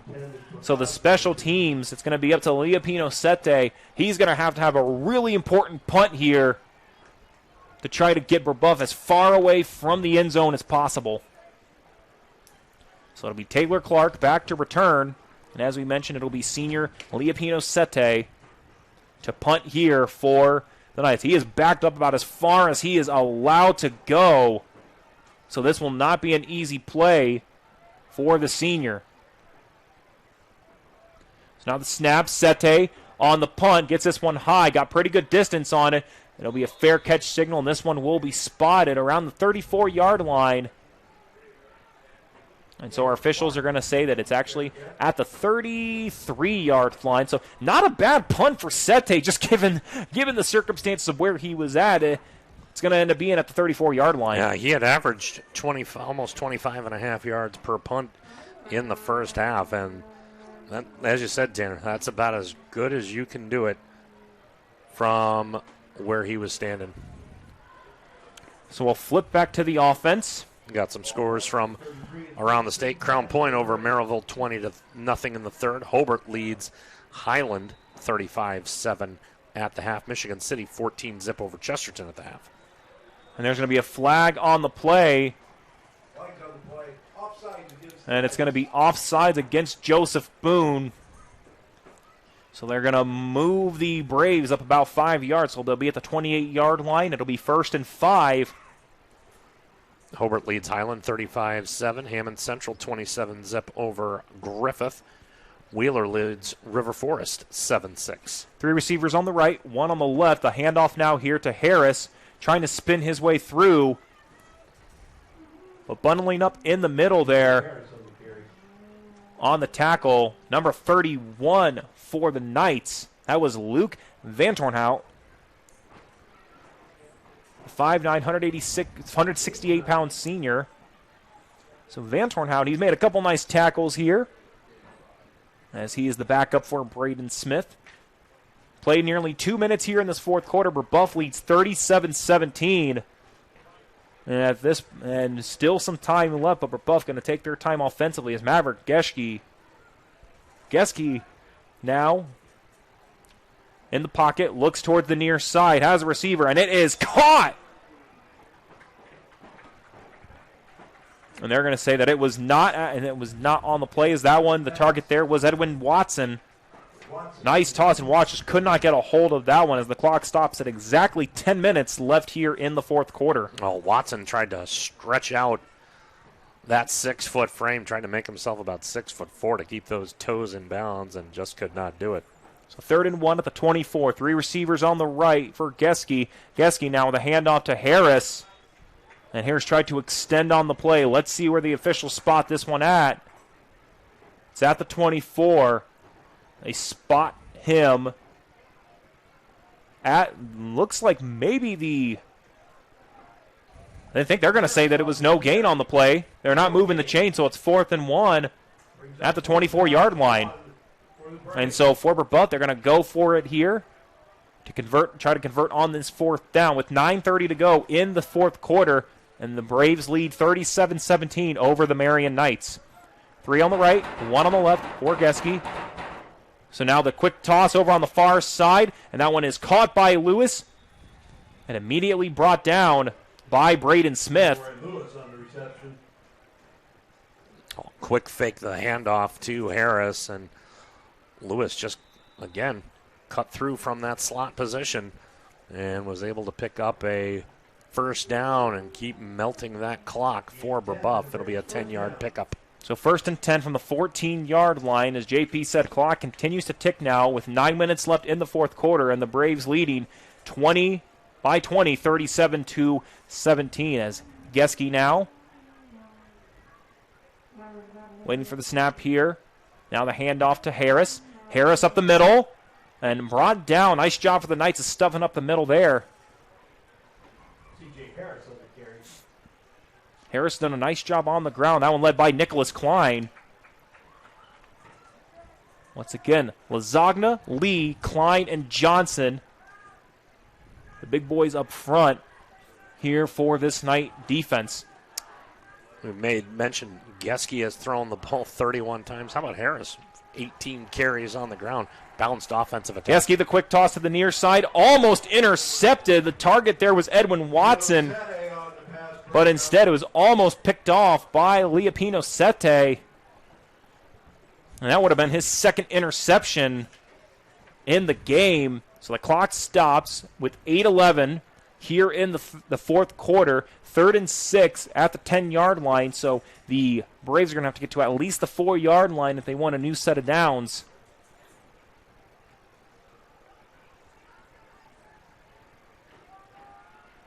So again, ball on the 10.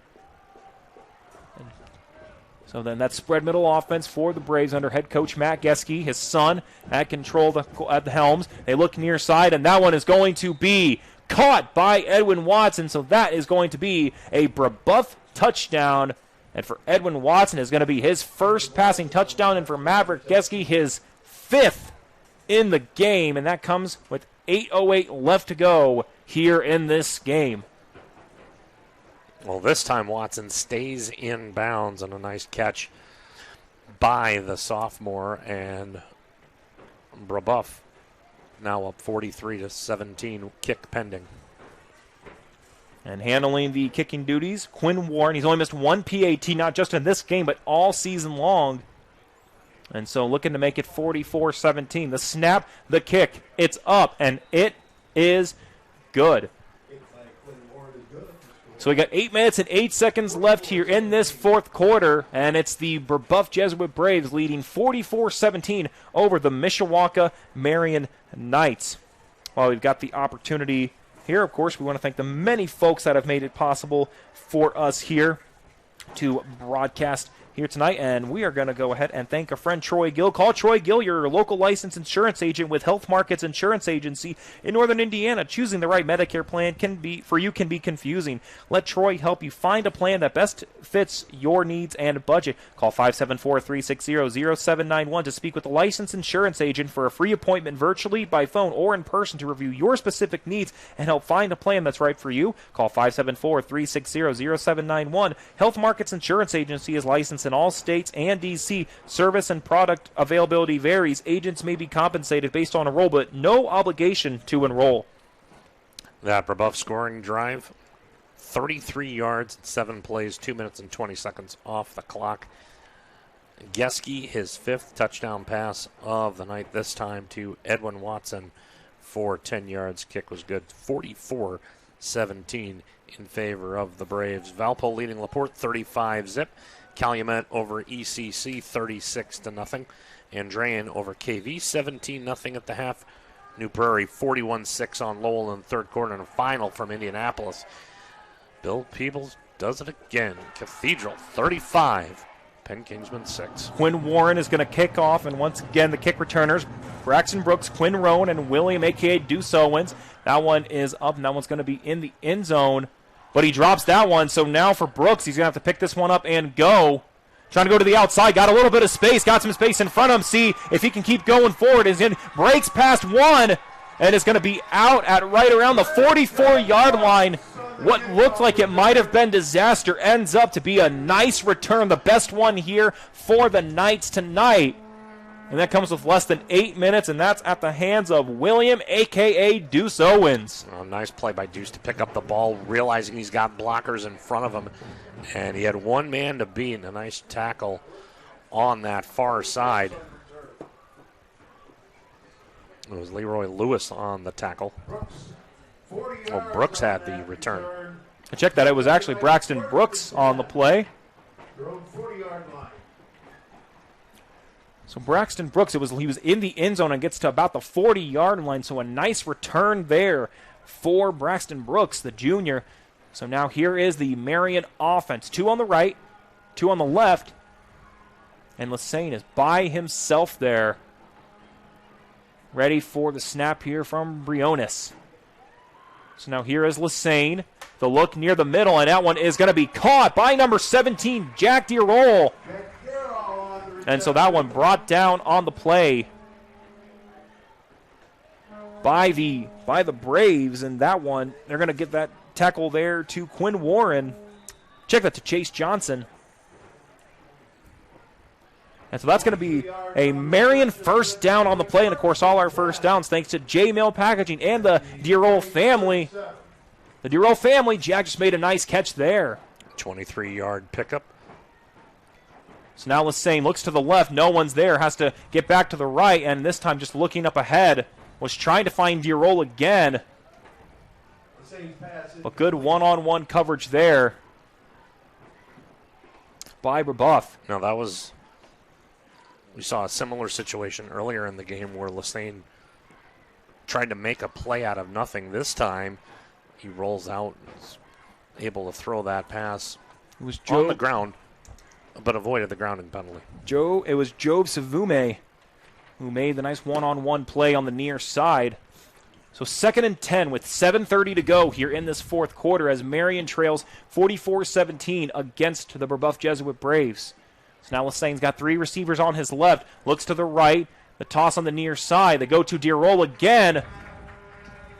And so they're going to let the clock roll as bringing him down on the play was Savume, and they're going to move the chain. So another first down.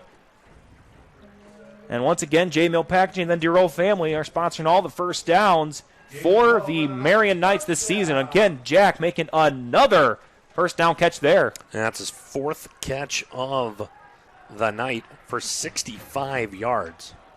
One of the big targets for Bryce Lesane tonight. So 3 receivers on the left for Lesane, and he's got Osmond right at the hip. And so the handoff now, as he's going to bully his way up front. And so they're actually not going to go to Osmond on the play. They're going to get Sete on the play there. It was actually Sete on the rush there. So under 7 minutes to play here in this fourth quarter. And so they're going to spot after the Sete rush for the 3-yard gain. So 2nd and 7 at the 25-yard line. So now Lesane's got 2 receivers on his left and 2 on his right. And Sete is on his left hip. Now looking for the motion here. So now the run, the cut back right towards the middle. And brought down on the play. That was Lane on the carry there.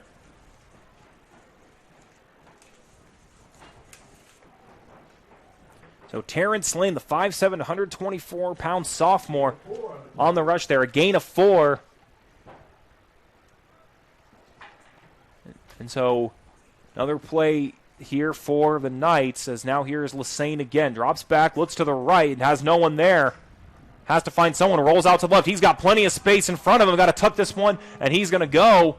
And he's going to try to power his way in. Won't be enough for the touchdown, but it will be enough for another Marian Knights first down. And so once again, the J-Roll Packaging and the DeRoll family, or J-Mail Packaging, and the DeRoll family for sponsoring all the first downs this season. So with 5:30 left here in this fourth quarter, Marian trying to put up a couple more points. They score here, and they'll put up their highest point total at this point in the season. So it's a 6-yard gain for Lesane. So it'll be 1st and goal now for the Knights, less than 10 yards. And the Knights can put up 6 more here in this fourth quarter. So now Lassane gets the snap, the handoff to Sete. Sete works right up the middle, and they're going to say that it is a Leopino Sete touchdown for the Knights. So put 6 more up on the board, and of course all our touchdowns, thanks to our friend Troy Gill for all the timeouts and touchdowns that he's sponsoring. So put 6 more on the board, makes it 44-23, and a much-needed score there for the Knights. Yeah, and that play was set up by the Lassane run. He was in trouble, found that left side all open, and now Sete punches it in for the touchdown, the extra point coming. Mitchie Fimble on the hold. So now here is Primrose, gets the hold, and now this one is up, and this one is good. So now the Marian Knights able to score thanks to the Leopino Sete rush for the Knights. So with 5 minutes and 7 seconds left in the fourth quarter, Brebeuf leads 44-24 over the Marian Knights. Let's take a quick 30-second timeout. We'll give you the scoring recap and get ourselves ready, as it will be Lucas Primrose on the kickoff here to Brebeuf. About 5 minutes left in this game here from Bob Tolsky Field in Mishawaka, Indiana, here on the Regional Radio Sports Network. They came from every corner of the country, from small towns and big cities. But they all shared one thing in common. They belonged to a family called Marines, a tough and determined few dedicated to protecting everything we hold sacred. And still, they come. Celebrate the history of those proud few who have earned the title Marine. Let's go ahead and swing things over to J.P. Chilbear. We welcome you back to Bob Tolsky Field here in Mishawaka. He's got our scoring recap as well as scoreboard update. J.P., take it away. Marian goes 60 yards in 7 plays, 3 minutes and 1 second. Capped off by a Leopino Sete 3-yard run to make it 44-24. Other scores coming in. Andran now leading Kankakee Valley 24-8, 6:24 to go in the third quarter. In the Duneland Athletic Conference, Valparaiso all over LaPorte, 49-zip in the fourth quarter. And Hanover Central leads the Highland Trojans 40-13 in the third quarter. So now the Knights are going to be kicking off from left to right. It's going to be Lucas Primrose, the junior, who's going to be kicking this one off. The returners for the Braves are going to be C.J. Harris, Dylan Wells, and Javon Brook. This one bobbled and just picked up right around the 22-yard line by the Braves there, as it was number 23, Job Savume. A little bit of trouble on that kickoff, but the Braves are going to keep the offense rolling. Easy to lose it in the lights here at Otulski Field, and that was almost disaster. And so we are going to have a new quarterback. It's Maverick Geske done for the night. They're going to bring in number 4, Chase Johnson, the 6'2", 212-pound senior. So that's going to be it for Geske for the night, or at least as of this moment, 5:05 left in the fourth quarter. But if Marian might be able to take advantage, still a little bit of time left. Both coaches have all 3 timeouts. So it will be Johnson on now handling the quarterback duties here. And there's going to be a flag to immediately start off this drive. And it's going to go against the Braves. For the most part, they've done a pretty good job of limiting their penalties after a rough first half with 5 penalties in that first half. And so we haven't really seen much of that in the second for Matt Geske's squad. Yeah, 7 penalties for 65 yards. If there's anything that's on Coach Geske's radar for next week, it's going to be shore up those penalties. So 1st and 15, now the handoff for Brebeuf, and they're going to get this one here to number 24 for the Braves. It's going to be Evan Mathis, a 5'9", 164-pound junior. And he'll rush this one now with under 5 minutes in the fourth quarter. Brebeuf leads 44-34. As they brought in a lot of their second unit here as they lead with under 5 to go. Once again, Chase Johnson now. He gave the handoff there to Evan Mathis. And it's a gain of 1 on the rush with 4:30 in the fourth quarter. Now Johnson, the handoff again here to Mathis as Mathis tries to bully his way up front, but can't make the play there. As on the tackle stopping him was number 51, Seth Kurzetter. Check that, Nicholas Klein on the play.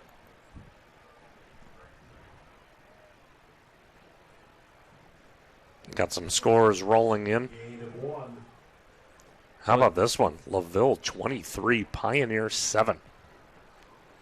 So Jeff Kaiser doing a nice job after taking over for Will Ho-Strauser over for the Lancers. It's another gain of 1, under 4 to play in the fourth quarter. 3rd and 13. Now they're going to toss this one back, and for the Braves, they're going to punch this one up as it's Evan Mathis on the play, and it's a huge tackle. Evan Mathis. There was a fumble on the play. It was recovered by the Braves.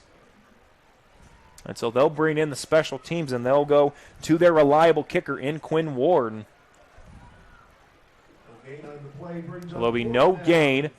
It'll be 4th and 13 as Quinn Warren will be the punter here, and back to return this one.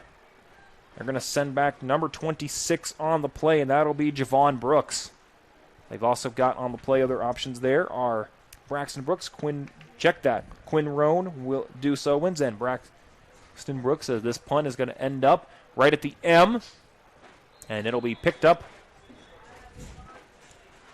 on the punt there by number 23 for the Braves. That was Job Savume. So this play will start near the 50-yard line. They'll mark this one, looks like at about the 47-yard line. Here with under 3 to play in the fourth. Elkhart now leading Morton 42-38.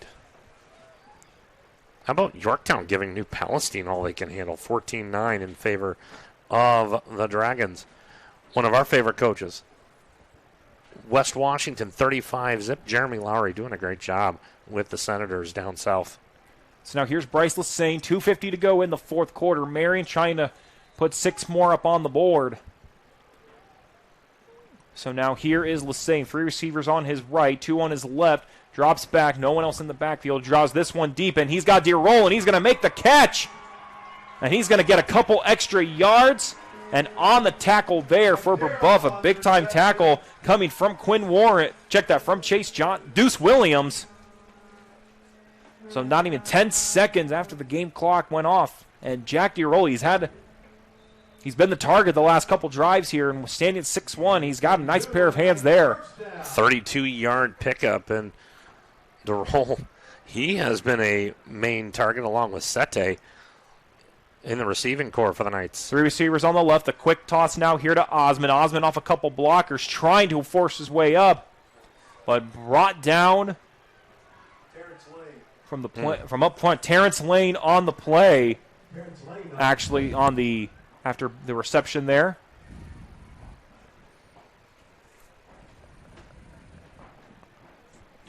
So with now 2 minutes to go here in the fourth quarter, and Marian trails 44-24 as Bryce Lassane looking to try to get one other final score here in this game against the Brebeuf Jesuit Braves. 2 on the left, 2 on the right.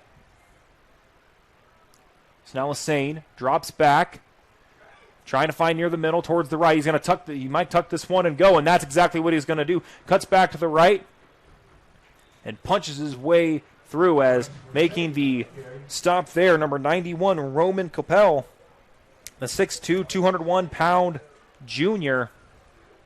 So it'll be a first down for the Knights. And, of course, all our first downs thanks to J Mill Packaging and the DeRoll family. So with 1:31 left, and the ball spotted at on 2nd and 9 now.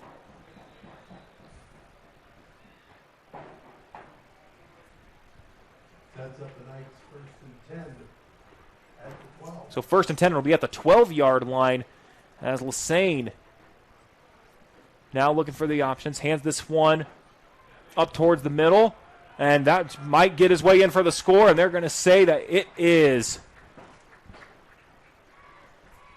close, but almost on the play. It was Braxton Brooks on the run. And it's going to be enough for the first down, but the Knights just short from the touchdown, and they're they got a minute left here on the clock, so it's a gain of 11. So now here's Lassane. Hands it off here to Brooks. And Brooks going to get in with no problem. That is a Marian Knights touchdown.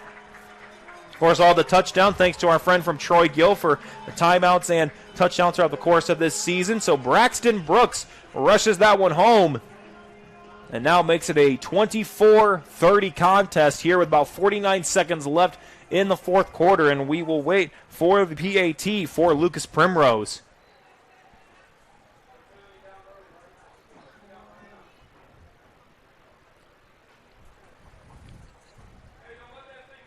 So now the Knights, here is the kick. It's up, and it is good. So Lucas Primrose converts the PAT, and with 49 seconds to go, the Knights trail Brebeuf by a score of 44-31. Let's take a quick 30-second timeout. When we come back, we'll set up the kickoff, and we're 49 seconds away here from Bob Otulski Field here in Mishawaka. Tanner Camp, J.P. Chilbert, and Liz Hoosier again. Brebeuf Jesuit 44 and Marian 31. 49 seconds to go. We'll have the kickoff for you here after this 30-second timeout. They came from every corner of the country, from small towns and big cities. But they all shared one thing in common. They belonged to a family called Marines, a tough and determined few dedicated to protecting everything we hold sacred. And still, they come. Celebrate the history of those proud few who have earned the title Marine. Lucas Primrose will get ready to kick this one here to either Braxton Brooks. To check that to CJ Harris, Dylan Wills, or Javon Brooks. Let's send things over to JP Jobert for a scoring recap. Marian scoring drive, 5 plays, 54 yards in 2 minutes and 1 second. A 1-yard touchdown by Braxton Brooks makes it 44-31 in favor of the visitors from Brebeuf. Watch out for an onside kick I was going to say Primrose. Here. Let's see, and they're going to send this one from near side to far side. It's going to be the fair catch signal, and it's going to be caught on that one by number 8, Edwin Watson. So with 49 seconds to go, and with the Braves up by 2 possessions, 44-31. Got to think we might, let's see, JP, do we see victory formation? Do you think Coach Geske potentially gets a couple plays? No, I would be shocked if we saw anything but the genuflect formation here in between the two private schools. So this one at the 28-yard line now. And so it looks like that's what the Braves are going to be set up in here. Keep in mind Chase Johnson in for Maverick Geske. And so they'll drop this back. The knee will be down. And the clock is going to keep on ticking with 40 seconds left. So in about 40 seconds, we'll have a final here. And it'll be a 41-31 outing. And for both teams, it'll be their highest point total at this point in the season in Week 3. And so one more knee should do it here. That's going to drop it. And that will be a final here in about 20 seconds once that horn goes off and the clock strikes 0.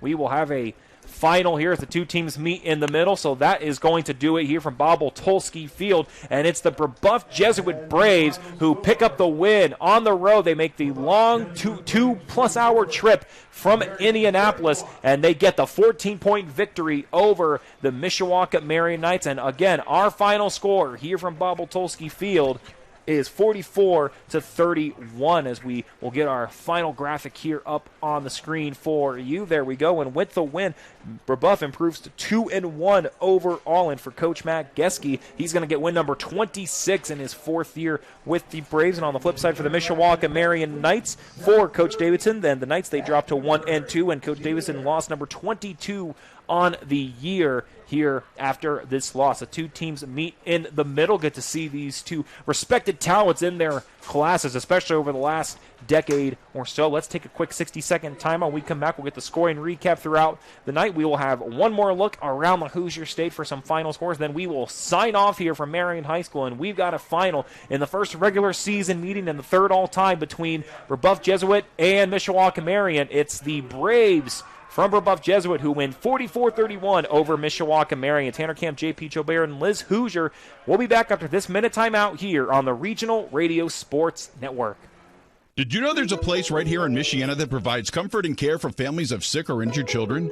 Ronald McDonald House Charities of Michiana gives families everything they need, whether it's a hot shower, a comfortable bed, or a home-cooked meal. This allows parents to truly prioritize the health and well-being of their child.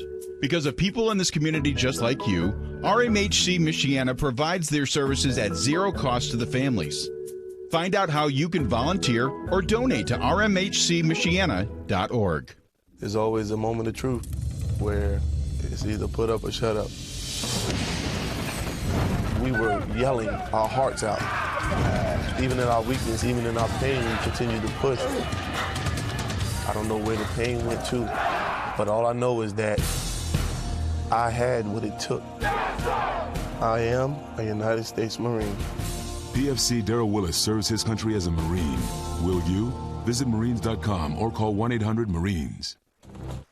Welcome back here to Bob Boltolsky Field, and we have a final here from Marian High School, and it's the Marian Knights falling to Brebeuf Jesuit by a final score of 44-31. And before we get ready to send things over to JP for our final team and individual numbers as well, we once again have to thank all the great folks for making it possible for us to get to broadcast here for tonight. And this one is going to be thanks to the Hoosier Spring Company. Since its founding in 1954, Hoosier Spring Company has developed into one of the world's leading manufacturers of custom springs for the aerospace, military, and commercial sectors. 3 generations of Seth, Lentic, and Nitz families have demonstrated their commitment to Catholic education by providing tuition assistance to numerous students attending area Catholic schools and by providing financial assistance to numerous other area Catholic school initiatives. And they say go Knights. So let's send things over to JP Chobert as he's got our final numbers from here at Bob Boltolsky Field. JP, take it away.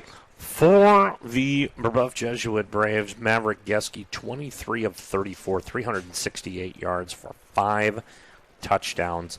Brebeuf had 439 yards of total offense. They were led rushing-wise by C.J. Harris, 18 carries, 93 yards, and a touchdown. Leroy Lewis had 6 catches, 105 and a couple scores. Taylor Clark with 5 catches for 87 yards. C.J. Harris, 4 catches out of the backfield for 54 yards. For Marian, Bryce Lassane, 16 of 35, 201 yards, and a touchdown. Brian Osmond led the way on the ground, 19 carries, 130 yards. Leo Pino Sete, 6 catches, 73 yards. Defensively, he had an interception. He also ran for a score as well. These two teams went back and forth all game long. Brebeuf took a 3-0 lead early in the contest, but then on the very next drive, William Owens caught a 12-yard pass from Lassane. That made it 7-3. That lead lasted only 42 seconds. On the very next possession, Maverick Geske started to go to work. Very first touchdown pass of the game went to Dylan Wells. This one for 34 yards. That made it 10-7. The next time that the Braves had the ball, he went 8 yards, this time to Leroy Lewis. That made it 17-10. Brebeuf was off and running. His 3rd touchdown pass of the first half. Another one, 26 yards to Leroy Lewis. That made it 24-7. Marian did get a field goal from Primrose at the end of the first half. That made it 24-10. Then Lassane did it himself, a 1-yard scored. That made it 24-17. Otulski Field was starting to rock. And then Geske decided to get the ball again. This time he went to Jay Murovich. This time for 25 yards. That made it 31-17. Brebeuf got the ball right back, and C.J. Harris put the game away with a 27-yard run. That would make it 37-17. A couple minutes into the fourth quarter, Brebeuf put the game away. Edwin Watson with a 10-yard touchdown reception. That made it 44-17. Couple of late scores, a 3-yard run by Sete and a 1-yard run by Braxton Brooks gave us the final score, 44-31. The score wasn't indicative of how not so close this game was. Brebeuf dominated from start to finish, and it began with Maverick Geske, and it ended with Maverick Geske. Absolutely. Some scores from final score updates. Absolutely. Some scores from around the state. Valparaiso, as we made mention, 49-0 over the Slicers. Crown Point leads Merrillville 32-0. Boone Grove over Gary Westside 21-6. Michigan City leads Chesterton 14-0. LaVille 23-7 over Pioneer. That Elkhart-Morton game has gone back and forth over at Rice Field, 42-38 in favor of the Lions. Big game down south. We made mention Westfield and Zionsville. Shamrocks win it 28-27. Warsaw over Plymouth 24-7. Tri-West, the same Tri-West team that Brebeuf beat last week, they win 56-0 over Frankfurt. South Bend St. Joseph, 51-zip winner over the Washington Panthers. Riley over Adams, 22-12. Rochester over Whitko, 42-0. Ben Davis, 62-0 over Pike. Northwood continues their winning ways, 45-14 over Concord. Warren Central, 49-17 winners over North Central. And a big one in the NLC. It was the Cavemen over the Raiders. Mishawaka defeats Northridge in Middlebury 37-16. And one final thing that we need to do before we sign off, that's name our players of the game. First things first, we'll start off with the victorious Brebeuf Jesuit Braves. There were a lot of players and a lot that really made some good contributions, but the reality is this, and this is our player, not just for Brebeuf, but probably for the game. And as JP mentioned on more than one occasion, JP, there's only one big-time option, and that's going to go to quarterback and the junior and the coach's son, and that's Maverick Geske. Yeah, he 23 of 34. 6 different receivers got involved in the Brebeuf offense. 368 yards, 5 touchdown passes. He's a junior, folks. If he's not up for the cover next year, I want to see what our credentials are, our criteria are, because he deserves mention in definitely All-State consideration for next year, but possibility for an IFT cover kid.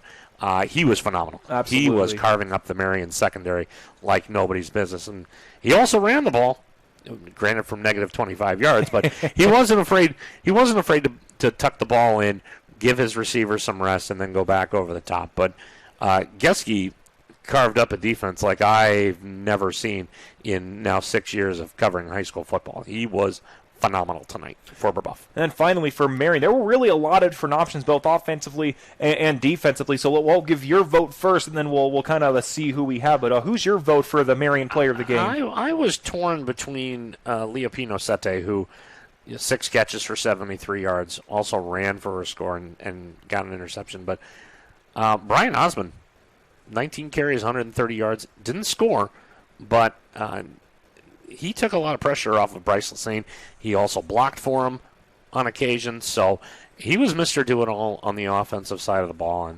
And like you said, Tanner, there are a number of kids that could have gotten some recognition, but I'm going to go with Osmond. 19 carries, 130 yards on the ground for the Marian Knights. So for the Brebeuf Jesuit Braves, it's going to be the junior quarterback in Maverick Geske, and on the flip side, it's going for the Brebeuf, for the Mishawaka Marian Knights, it's going to be Brian Osmond, the 5'4 junior running back. That's going to do it for our coverage of Mishawaka Marian High School football here on the Regional Radio Sports Network. Got to give a big shout out and thank you to both coaches. Matt Geske, a real nice guy that we've had the fortune to get to meet thanks to his state finals run and talk with him, and he does a great job. Son had a great performance, and we wish him and the Braves best of luck. And, of course, to Mike Davidson, has done a phenomenal job with this program since taking it over 6 years ago, and we wish him and the Knights best of luck, especially next week, as next time out for the Knights, they're going to be on the road to New Carlisle as they take on, and always tough, especially since Casey McKim's taken over, and the new Prairie Cougars. On the flip side, for the Brebeuf Jesuit Braves, they're going to be back home in Indianapolis, and what should be a great matchup between the Brebeuf Jesuit Braves and they host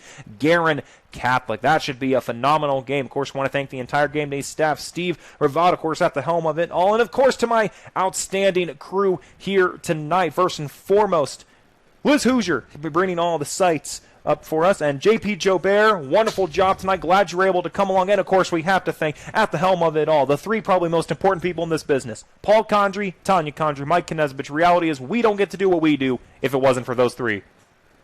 So once again, our final here, Brebeuf Jesuit 41, check that, 44, Mishawaka 31. And finally, we want to thank all the great folks who make it possible for us here tonight, and that's our sponsors, including the United States Marine Corps, the Ronald McDonald House, Beef O'Brady's, Centier Bank, McDonald Physical Therapy, Troy Gill, and especially for sponsoring timeouts and touchdowns, J-Mill Packaging, and the DeRoll family sponsoring all the first downs for the Knights this season. Hoosier Spring Company, our halftime sponsor, and Notre Dame Federal Credit Union, our first quarter sponsor. So for all of us at the Regional Radio Sports Network, for Liz Hoosier, JP Jobert, and all of us here at Marian, I'm Tanner Camp saying thanks for tuning in. Have a great rest of your weekend, and so long from Marian High School in Mishawaka,